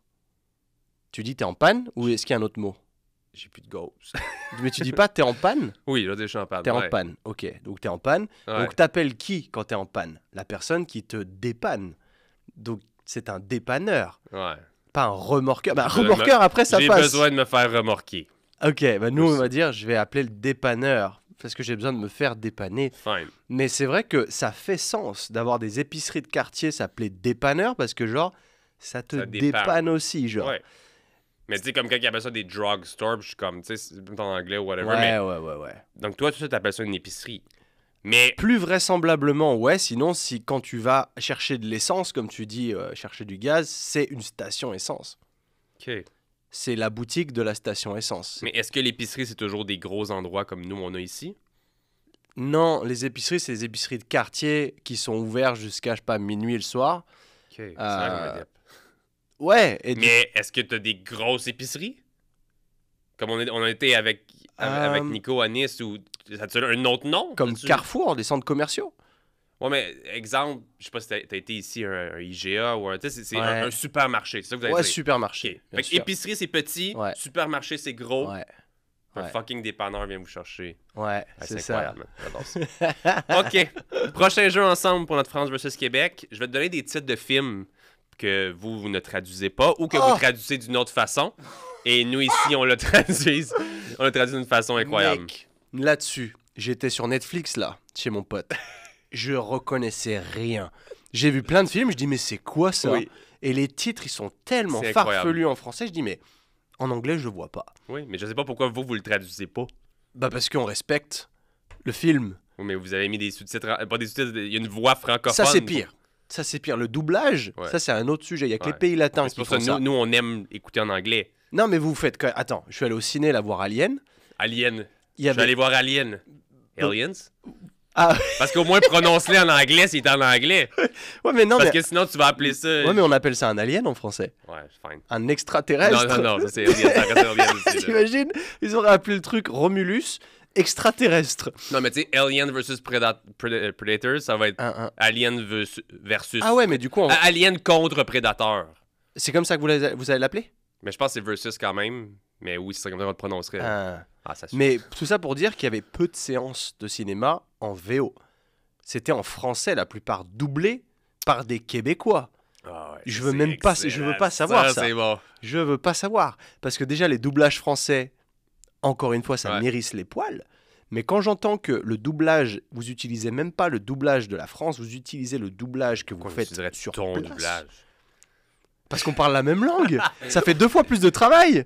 Je suis d'accord, mais ce qui est drôle dans tout ça, c'est que quand c'est un français canadien, OK, tu vas entendre 90% du film avec des gens qui se forcent réellement sur leur accent. Ouais. Donc, en général, tu vas avoir des gens, puis ça va être comme « Allez, viens ici, je dois aller au supermarché. » Puis là, t'as un personnage, que lui, c'est le Québécois, puis c'est comme « Ben, pourquoi faut que j'aille là? » Je comprends pas. Ben, je me dis, si vous êtes autant forcé à trouver des doubleurs qui prononcent bien les mots, Je suis d'accord. pour être comme ouvert à toute la francophonie, pourquoi juste ce personnage-là, vous avez décidé de 100%. pogner Marcel de fucking genre Joliette qui parle... Il y a un paradoxe énorme. C'est Je quoi? suis totalement d'accord parce que je n'arrive pas à comprendre. Et j'étais chez mon pote, il me dit regarde les Simpsons en québécois. Et je tape ça et je fais mais pourquoi ils n'utilisent pas les voix françaises? Pourquoi ils refont tout? Quel intérêt en fait de jeter l'argent pour ça? Ça, c'est classique Québec, qu'on veut nos propres choses. Et du coup, les films, là, si admettons j'étais allé voir Alien, Ouais, ça aurait été avec des doublages keb. possiblement. Mais encore là, je vais être 100% honnête, puisque j'ai été né ici dès le départ. Pour moi, c'est difficile d'écouter un film français de France. Ah ouais? Ouais. Mais un film, un vrai... C'est encore ton... Je l'ai senti, ouais. C'est Un vrai film français, tu veux dire? Pas doublé? Je pense que j'ai jamais volontairement écouté un film doublé français de France. Ça doit Hmm, être assez rough, I guess. c'est dur. Parce que c'est souvent plus lent ou plus rapide, le français de France. C'est différent. En tout cas, Ouais. bref, on Ouais, pourra parler ouais, longtemps. ouais. Mais mettons même des séries sur Netflix, j'en ai écouté quelques-unes qui sont de France, qui sont, mettons, très très bien cotées en France. Puis c'est comme c'est des bonnes séries. Ah. J'ai un peu de la difficulté. Dans quel sens? De comprendre? Non de rester jusqu'au bout. Vu que c'est très différent de ce que j'entends au quotidien. Mm. Pour toi, peut-être que de parler tout le temps avec moi en québécois, tu sais, Ouais. every single day, ce serait peut-être, je sais pas si ce serait weird ou whatever, mais comme, T'as vu le nombre de mots anglais que t'as employés là? oui. Moi, Mais maintenant, ça me dérange pas. maintenant Hein. je suis rendu franglish parce Ouais, que je ouais. travaille tellement avec des gens en anglais. Mais, en général, tu sais, serais-tu capable de parler avec un Québécois maintenant à tous les jours jusqu'à jamais, là? Je sais pas, je vais venir habiter chez toi, on va voir. Hein. Ce serait difficile. J'imagine que si je me mettrais à juste écouter des films français de France, je m'habituerais puis ce serait OK. Bah là, j'ai mon pote Anto que t'as rencontré. Il est caméléon.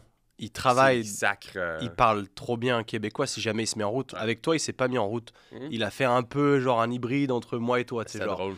Mais quand il se met en route, quand il est au téléphone avec genre son boss, c'est plus la même personne. C'est C'est incroyable. un vrai québécois. Moi, juste le voir fâché pour se garer, puis sacré, mais avec le français de France derrière, puis j'étais comme incroyable, incroyable. Bon, allons-y pour les titres de films, Vas-y. on va voir si t'es bon pour retrouver ça. Si je te dis Détestable moi. Oh, Despicable Me, ça c'est moi moche et méchant. Oh, On l'appelle. j'adore ça. Attends, il est traduit en français. Hein. Parce que Despicable Me, ça Ouais. se passerait jamais. Hein. Ok, pour ça passerait pas. Non, mais c'est Ok. vrai que t'as raison là. Là, je suis en Ouais, train de mais rebondir. ça Je me se dis, voit bien. on en traduit certains Ouais. qui sont incompréhensibles Ouais. pour les Français. Moi, chez Béchat, t'as bien trouvé. Mais vous, comment c'était en France? Là, tu m'as dit Détestable moi. il est appelé Détestable Moi. Ouais. Mais tu vois, je trouve que ça, à la limite, c'est beaucoup plus lié. Ouais, c'est pas Parce si qu'en mal. France, on appelle ça moi, moche et méchant. Moi, chez Ouais, c'est. M&M, là, c'est... Ouais, c'est chum. Lui, tu vas sûrement deviner, Ah oui, ça, tu vois, quand tu dis mon chum, nous aussi on dit c'est chum. Ça veut dire c'est de la marde. c'est chum. C'est chum. C'est H-U-M? Ah, je pense que ça existe pas comme Ok, mot. c'est Mais juste tu dis un- c'est chum. Genre c'est pourri. Vous aussi, vos expressions, des fois. Ouais, en plus, nous on fait beaucoup de verlan. Ouais, C'est les j'adore mots à ça. l'envers. Mais là où c'est encore plus tricky, c'est que des fois il y a du surverlan. Là c'est débile. Tu vois, ça n'a aucun sens. Ça a pris du temps pour moi à comprendre le verlan dans le passé. Ouais, tu m'étonnes. La teuté, de quoi tu parles, Big? Si je te dis rapide et dangereux. Ah bah là c'est un classique là. Fast and Furious. Mais ça, tu vois, en français on l'a pas traduit. Ça, vous Parce que regardez Fast and Rapide et Furious. Dangereux, je pense que le tout premier film que j'ai appris comment les Québécois traduisaient, c'est celui-là qu'on m'a dit. Ok. Rapide et Dangereux, tellement j'ai trouvé ça hallucinant. J'ai fait en fait, j'aurais pas envie d'aller le voir le film. Mais je pense que ça, t'imagines Ouais. le marketing. Ouais. Fast and Furious. Tu Ouais. dis ok, tu dis bon en français Fast and Furious. Fast, on dit en plus Fast et Furious. Non, il y aurait pas le et, il dirait Fast and Furious. Furious. Furious. C'est avec l'accent français, Fast and Furious. Mais... Ça, c'est digne, genre d'un coup de poing. Là. Ah ouais, mais je suis d'accord. Furious. Je suis d'accord. Maintenant que Furious. pense, parce qu'avec votre fourré, je pense que oui, en Ah, effet, ouais. ça fait une connotation Ah, pas j'adore ouf. ça, Furious. Mais c'est du excellent. coup, oui, on l'a pas traduit, mais rapide et dangereux, jamais de la vie je vais le voir. J'adore ça. Je pense même que le deuxième, qui est Too Fast, Too Furious, j'espère que c'est pas. Bref, je sais pas si à la maison vous allez pas me le dire, là. Trop rapide et trop dangereux. En tout cas, j'espère que c'est Ah, pas vous ça. l'avez mis comme ça? J'espère pas. Je dis, je sais pas. Ah, ici? J'espère que c'est rapide et dangereux 2. Ah, bah nous, c'était Fast and Furious 2. Ouais, c'est Fast and Parce que Furious. Too Fast, Too Furious, je pense que c'est trop dur pour les Français. Sacré. Là, je te l'ai fait en français francisé. Ah ouais, Too j'adore. Fast, Too Furious. Too Fast, Too Furious. Ok, prochain, si je te dis décadence. Mais ça, la décadence, ça serait un mot qui devrait être utilisé en français en plus. Hein. Tu devineras jamais. Parce que là, le titre, c'est le titre C'est le titre québécois. Hein. Je peux te confirmer que tu trouveras pas. C'est vrai? Ouais. Ça commence pareil ou pas? Pas du tout. Le titre en anglais est 3 Ah, lettres. je suis dégoûté parce que je suis sûr que tu vas me le dire, je vais le faire. Pourquoi j'y ai pas pensé? Je suis sûr que non. Non? Ça va faire comme what the fuck. C'est vrai, vas-y. Ouais. Ça. Ah ouais. Tu sais lesquels films je parle, hein? Ah, bien sûr, les films d'horreur. Torture, So, whatever, là. S-A-W. Ouais. Moi, c'est décadence. Ça, on les a jamais traduits, tu vois. Mais je pense que la plupart des gens ne savent pas ce que ça veut dire en France, en fait. Parce qu'en plus, ça a plusieurs sens, ça. C'est Ah, soit pour tu moi, as c'est vu, une scie, là, c'est soit une scie, soit tu as vu par le passé. Ouais. Mais du coup, Ouais. je pense que ça veut dire une scie, mais Ou ouais. c'est décadence. Ouais. Ouais, je sais pas. Éclaté. Je sais pas. Éclaté. Celui-là était. Non, il est quand même difficile. Marche ou crève? Ah, c'est le film de 50 Cent? Non, pas du tout. C'est vrai? Oh, man! Marche ou crève? Avec Bruce Willis. Oh, c'est Die Hard. Ouais. Oh! Attends, Vas-y. tu sais comment on dit en français? Ah, vas-y. Là, tu vas péter une pile. Oh hein. oui, je vais Parce que celui-là, quand j'ai appris que c'était ça, j'ai fait, mais Vas-y. c'est pire. Non. Marche ou crève? Ouais. Die Hard, piège de cristal. Il me semble qu'il y a un autre film. Piège de cristal. Bah non, mais tu sais, Die Hard, t'es sûr? Die Hard 1, c'est dans un, tu sais, un building qui est full de vitres et tout ça. Bah tu tapes piège de cristal, du coup, c'est celui-là. Et après, ils en ont fait d'autres. Et du coup, c'est plus le même environnement. Mais du coup, vu qu'ils avaient appelé le premier piège de cristal, Ah, ouais. bah c'est piège de cristal 2, 3. Ah, ça, je savais pas. Ah bah c'est fou, hein? Piège de cristal pour Die Hard, c'est incroyable. Ouais. C'est bien pire que Marche ou crève, hein? Ah. Mais de Marche ou crève, je comprends pas. mais- Ben, je sais pas non plus. Le prochain est un peu plus récent, donc à voir si tu l'as vu ou si tu en as entendu parler. Si je te dis ça, c'est excellent. Ben non. Pardon? Ça, c'est le nom du titre Comment? québécois. Ben non. Ben non. Ben non. Ben non. Comme bien non. Ouais, ouais. Ben non. Ben non, hein? Mais c'est vraiment ben non. Ben non. Ben non. Et c'est un film américain. Ouais. Qui est sorti dernièrement. Le réalisateur, c'est Jordan Peele. Oh non. Nope. C'est quoi ce film? Je connais pas. Je pense que c'est un film d'extraterrestre qui est sorti dernièrement. Il s'appelle avec... Nope. Nope. Ah, je l'ai Je l'ai pas vu non plus. C'est juste que quand j'ai vu ça sortir, la traduction qu'on avait mis, qui était, tu sais, nope, qui c'est une expression américanisée de non, comme un nom un peu. Ah, shit. Mais québécois qui met ben non. C'est Fait qu'à exceptionnel. l'affiche au cinéma, ben non. Je pense qu'en France, on mettrait Nope. Probablement. Je pense, ouais. Nope. Parce que. ben non, hein? Ben, Ça ben donne non. pas envie. Et le dernier titre de film, Frisson. Ah! T'as un frisson, c'est Goosebumps, mais. Oh non! C'est un serial killer, comme vous diriez, avec un masque. C'est Scream? Ouais. Frisson? Frisson. Nous, on a laissé Scream. Hein. Ben, c'est correct. Frisson! Ah ouais, nous, c'est ça. Frisson! Donc, quand les enfants se déguisent, ils se déguisent en frisson. J'adore ça. Ok.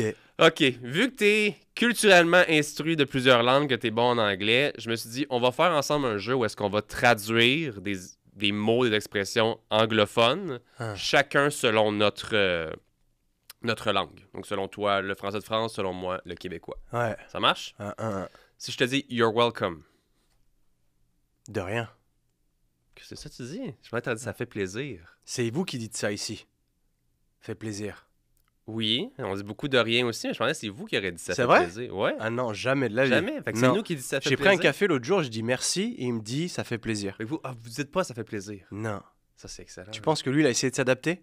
Non, non, non, non, non, on dit définitivement ça fait plaisir, ça me fait plaisir. Mais je pensais que c'est vous qui aurez dit Genre ce pleasure. Ouais, c'est nous qui dit ça fait plaisir. Non, bah de rien en fait. Enfin, Ok. c'est. Ah, mais c'est vrai qu'en anglais on dirait pas, mais par contre, en espagnol tu vas dire de nada. C'est pareil, de rien. Ouais. Traduit littéralement, c'est la même chose. Ah, c'est excellent. Je te dis smoke. Smoke, Smoke. fumer. C'est de la boucane. Du coton. Hey, le feu, il fait de la boucane. Ah, de la fumée, c'est Oui. de la boucane. Ouais, fait que pas fumer. Ouais, oui. Si je dis fumer, on va Je aller parle fumer. pas du verbe smoke, to Non. smoke. Non. De la Mais smoke. fumer une cigarette, il y a de la boucane qui sort. De la boucane. Il y a de la boucane. T'as emboucané la maison. Ton feu a fait trop de fumée dans la maison, t'as emboucané la maison. Emboucané, ça me parle quand même, mais pas pour ça. Hein. Non? Non, je pense pas en fait. Hein. Emboucané, il y a peut-être des trucs un peu similaires, mais non. Nous, c'est vraiment de la boucane. Si je te dis the washing machine. Ouais, ah putain, tu vas avoir un terme de fou. La machine à laver. Ouais, nous, c'est la laveuse. Ah, la laveuse. Mais en vrai, ça fait sens. Ouais. Laveuse sécheuse. Parce que c'est juste une machine à faire quelque chose. Ouais. Laveuse. Toi, c'est machine à laver, Ouais. sèche-linge, Sèche-linge. sécheuse. Sécheuse. Laveuse sécheuse. Laveuse, sécheuse. Sors le linge de la sécheuse. Ah ouais, ça, là-dessus, no hate. Y a Prends pas ta de... camisole dans la laveuse, crisse-la dans la sécheuse. Y a- Mais pas ma camisole dans la sécheuse, Florence, ça va rétrécir. Raccroche-la. Ok. Hein? Mais ça fait sens là-dessus, ça fait sens. Ouais. Il y a des mots comme ça qui sont raccourcis et qui valent le coup. Tu vois, c'est une laveuse. Ouais. Ça fait... Pourquoi machine à laver? Dans ce cas, tu dirais machine à tout, machine à aspirer, et pas machine à pas aspirateur. Ouais, un aspirateur, exact. Mosquito, Un moustique? un maringouin. Non. Oui. Il y a fucking de maringouins. Un maringouin Maringouin. de moustique, vous dites pas? Il y a des moustiques, mais Ouais. pour nous, des moustiques, c'est on englobe les bébites qui volent. Les bébites, c'est les bestioles. Oui. Donc tous les moustiques, c'est les trucs qui volent, genre les moucherons. Toutes les insectes, c'est des bébites. Ouais. On dit des insectes, mais en Ouais. bon québécois, c'est des bébites. Ok. Ceux qui volent, on va dire souvent c'est des Genre moustiques des ou des bébites. mouches, whatever. Mais un mosquito, c'est un maringouin. Ah, j'ai déjà entendu en C'est plus. cette petite bébite-là qui pique. Un maringouin, là. Ouais. Une piqûre de maringouin. Putain que c'est pas sexy. Ok, ça a l'air un peu plus osé si je te dis fuck someone. Ah bah vous, c'est fourré, hein. Ouais, merci. Mais nous, tu sais qu'on le dit aussi. Hein. Fourré? On dit fourré aussi, nous. Hein. Mais fourrer quelqu'un. Mais nous, c'est pas du tout sexy. Hein. Tu dis pas ça, genre, je sais pas si vous ici, vous dites j'ai envie de te fourrer ou on va C'est fourrer. pas beau. C'est pas beau. Non, c'est Définitivement tu pas peux beau. pas faire ça. Non. Parce que ça fait genre fourrer la dinde pour Thanksgiving, tu vois. Tu peux pas, tu peux pas. Ça, vous dites ça, fourrer la dinde? Bah, en fait, oui. Tu farcis la dinde. Ouais, mais du coup, tu la fourres avec la farce. Ok. Vous savez pas ça, hein? Mec, c'est tellement vulgaire quand tu y mais penses. fourrer, c'est marrant parce que tu vois, j'étais allé voir Sugar Sammy, Ouais, ouais, le comédien à Lyon, il était venu et il demande, il dit, vous dites comment fourrer ici? Et il y a tout le monde qui vient dire des baisers, Ouais, des trucs. baiser, Baiser, je pense que c'est le plus commun que tu trouves en Ok. France. Fourrer, c'est un peu plus gore. Et quand tu vas très très loin, tu vas chercher roufiander. Mais là, c'est. Roufiander. Ouais, mais oublie-le, Dis-moi celui-là. pas que fourrer, c'est pas sexy. Non, non, non, tu vas aller roufiander, c'est le summum du pas sexy. Ok. Parce que ça fait vraiment genre fourrage de viande, roufiander. Oh, man. C'est dégueulasse. Mais je crois que c'est de ma région en vrai. Ok. Hein. Mais t'as fourré quelqu'un sexuellement. Ouais. Mais si je te dis fourrer quelqu'un. Nous, si tu dis fourrer quelqu'un, ça veut dire que tu l'as entourloupé. Ouais, tu l'as enculé. Toi aussi? Ouais, tu l'as enculé. Tu l'as enculé. Ouais, tu peux dire ça Ouais. aussi. Ouais, fait que Je me suis tu fait- l'as en tu l'as fait, crossé. Je me suis fait. Ouais. Mais au final, c'est que tous les termes deviennent sexuels. Parce que tu Ouais. l'as crossé, tu l'as enculé, tu l'as fourré. Mm. Mais c'est pour dire que tu. Crosser, vous allez dire ça sexuellement? Te crosser, c'est te Ah, c'est se masturber. branler. Ouais. Ah ouais. Mais crosser quelqu'un, mettons en affaires, c'est tu l'as. Ouais, ça tu fait l'as sens. entourloupé. Cross. Entourloupé, man. c'est- Double c'est cross trop someone. poli, là. Ouais, ça fait du sens. Ouais. Mais ouais, quand tu dis je me suis fait fourrer, c'est. Ouais, mais fait fourrer. J'ai acheté des billets pour tel spectacle, ça m'a vraiment coûté cher. Je me C'était suis des fourré. faux. Et je me suis fait Je me suis fourrer. fourré. Ah ouais, ok. Ouais, Ah. c'est pour ça. Celle-là, c'est excellent. On en a déjà parlé, mais je suis sûr que tu t'en souviens pas. Chocolate bread. On en a déjà parlé? Ouais. Du pain au chocolat? Une chocolatine. Ouh là là, attends. Ouh là là. Là, Je le t'as- savais que tu serais. On l'a dit à Nice, mais t'as sûrement Là, oublié. t'as On était allé dans ouvert une une boulangerie. Ouais. Puis j'ai demandé, ben j'ai pas demandé, je l'ai pris. Puis moi j'ai dit ça c'est une chocolatine. Puis t'as dit non non c'est un pain au chocolat. Ça je sais que pour vous c'est genre On vous attaque culturellement, là. Non, mais il y a... Mec, là, t'as ouvert une boîte. C'est ça, je pense. Parce que le Québec dit chocolatine. Chocolatine. Dans Ça, tout c'est le Québec. le petit pain avec du chocolat. Genre le chocolate bread. On dit pas du pain au chocolat. Le pan de chocolaté. On dit pas ça. Vous dites pas de pain au chocolat. En vrai, je trouve, je suis pas de Toulouse, mais je trouve que chocolatine, ça fait sens. Ouais. Parce Je trouve que ça c'est- sonne français. Ouais. Ça sonne. Mais chocolatine. le fait que chocolatine ne soit dit que dans une petite région de France et que le Québec entier dit chocolatine, Ouais. je n'en reviens pas. Ouais. Je n'en reviens Ouais. pas. Pain au chocolat, chocolatine. Si je te dis a car, Ah bah. Ah bah. on La l'a dit voiture, hein? tantôt. Un char. Le char. Le char. Si je te dis a t-shirt. Ah bah là, vous avec vos chandails là. tu Non, les mais- connais trop, là. T'es Ah, mais trop habitué au Québec. ça, c'est là. le standard. Et puis partout, quand tu veux acheter des t-shirts, c'est acheter votre chandail. Là, je fais, Ouais. mais comme. Mais tu sais, un chandail, ça peut être. Mais c'est un pull aussi, vous, non? Un chandail, ça peut être manche courte, manche longue. Fait qu'on Ouais. va dire un chandail à manche courte, un chandail à manche longue. Ouais, on va Si dire c'est un chandail plus épais, ça va être. Je vais jamais dire un pull, là, mais je vais dire un. Qu'est-ce que je vais Ah, dire? tu dis quoi? C'est une bonne question. Qu'est-ce qu'on dirait à la Un place d'un. sweater? Un sweater? Ben, tu sais, un hoodie? Ouais, le hoodie, ouais. Mais nous, on dirait un Qu'est-ce pull à qu'on dirait à la capuche. place d'un. Pardon. Excusez-moi. Qu'est-ce que j'ai entendu là? Au lieu d'un hoodie, un coton watté. Décompose? Coton, Coton. like cotton, Ouais. watté. Et watté, ça sort d'où ça? I guess que à l'intérieur, c'est doux comme de la watt. Tu sais, c'est quoi de la watt? Non. Tu sais, les petites boules blanches comme au bout d'un coton-tige. Ok. Puis nous, un coton-tige, c'est un Q-tips. By the way. Ouais, mais ça, c'est Ça, anglais c'est par le nose. contre. Ben, hein. c'est le nose. Mais une boule comme tu utiliserais pour désinfecter quelqu'un, whatever. Ouais. Ça, T'appelles c'est ça un watt. De la watt. De la watt. Oh là là. Mettons, être né dans watt. C'est que t'as vécu. Qu'est-ce que je peux expliquer ça? Mettons, moi, je suis né dans watt. Mes parents étaient overprotecteurs. Je suis né dans un petit duvet, Un là. cocon. Merci. Fait que là, un coton watté, I guess que c'est un Oh là là. Ok. coton watté. On était loin avec ça. Ah, Fait que un chandail à manches longues, ah. un coton watté. Écoute. Si je te dis a cloth, qui serait, mettons, to clean a table. Clot. A cloth. Ah, mais ça, c'est. I'll use a cloth to clean Ah. a table. C-L-O-T-H. Ouais. Cloth. A cloth. Un chiffon? Une guenille. Mais pourquoi? Mais une guenille. Une guenille. Puis tu le sais que c'est sale, une guenille. Genre, tu sais Ah qu'une ouais? guenille. Ben, n'importe quel chiffon, je vais dire, va chez une guenille. Ouais. Mais une guenille, techniquement, c'est un bout de tissu qui sert à frotter ces affaires-là. C'est pas une serviette. Ouais. Ben nous, on Une a guenille, c'est un carré, là, puis que tu vas Ouais. frotter. chiffon ou torchon. Ouais, torchon, je pourrais dire, mais techniquement, c'est une guenille. Une guenille. Une guenille. Ah bah. Ouais, j'adore Pourquoi ça. pas, hein? Si je te dis your belly, Oh non, tu vas me sortir encore un truc. Le ventre? la bédaine. Ah bah. Eh, j'allais te le dire, hein. Pas ta sur la bédaine. Frotte ta plotte sur ma bedaine. Bien sûr. Là, attends, c'est bedaine ou biden? Bédaine. Bédaine, la bedaine. B-E-D-A-I-N. Ah, c'est bédaine. Bah, nous, on Bédaine. pourrait dire la bedaine. La bedaine. Mais quand tu dis la bedaine, c'est que t'as du bite, genre. C'est Ah, ok, moche. nous autres, C'est c'est bide. cette bedaine dégueulasse. Bédaine. Ouais. Non, c'est vraiment la bédaine. La bédaine. Puis ça, c'est.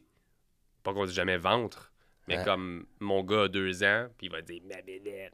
Il va lever son chandail, puis papa, ma bédaine. Et même si t'as un six-pack, c'est genre la bédaine. Oui, ouais, 100%. Ok. Ouais, parce que oui, on pourrait dire, pardon, une bédaine de bière. Ouais, bah ouais. Nous, on dirait la bedaine, c'est si t'as vraiment Ouais, un c'est ça. fat Ça, on belly. pourrait dire, comme t'as une grosse bédaine. Ouais. Mais en général, tu sais, ma femme était enceinte, puis on lui flattait la bédaine. Ah. Pas on lui flattait le ventre. Ok, Donc, ventre, ok. c'est trop. C'était tout, mon chum? That's it. That's it. Ce que je vais faire pour être sûr, vu qu'on a encore un petit peu de temps, je vais juste ouvrir rapidement TikTok, voir si on n'aurait pas peut-être des gens qui auraient posé des questions ou des commentaires. On va faire ça assez short and sweet. Vas-y. Si je suis là, j'essaie juste de voir comment je peux avoir accès à mon live. Si c'est possible, premièrement. Si je vais en live ici, Ouf, j'en apprends à chaque fois davantage, quoi. C'est. je sais pas si je peux le trouver, mon live. Attends.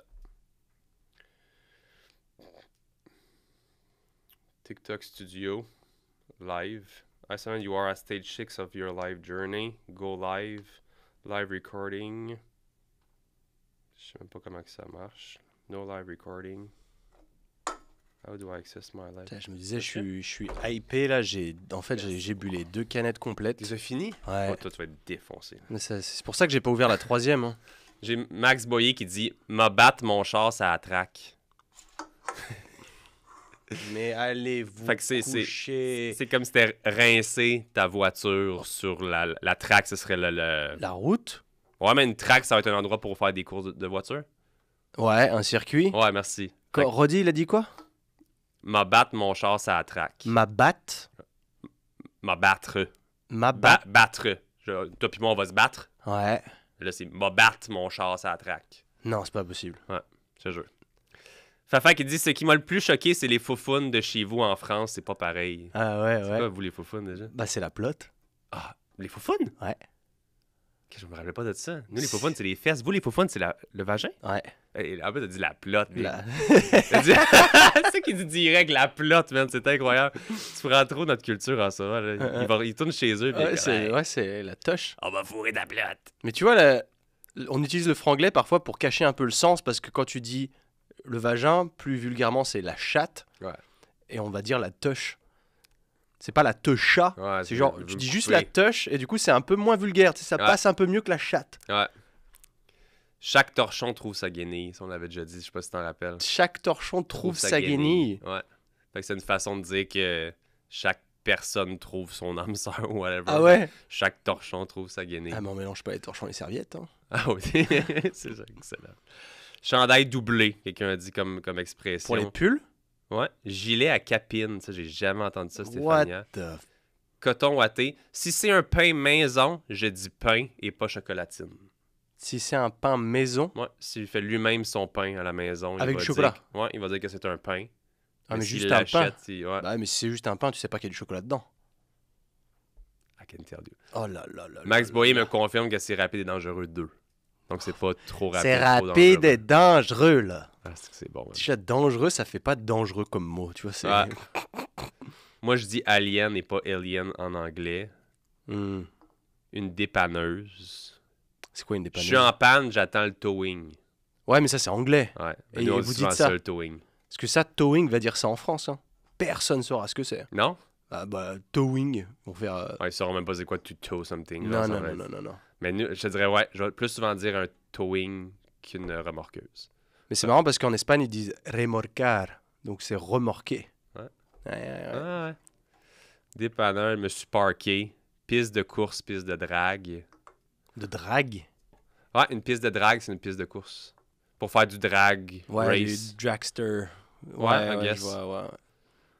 C'est pas mal ça. Il y en a une couple qui m'ont écrit un peu plus haut, mais on était un peu loin. Il a dit hipster. Ça se peut-tu que c'est le terme que tu cherchais tantôt? C'était me ça. cherchait. Bien joué. C'était ça, les termes Ouais. hipsters, C'est bien sûr. excellent, man. Se péter la marboulette. Ça, c'est quand tu te mets la race. C'est quoi la race? Là, tu te mets une cuite.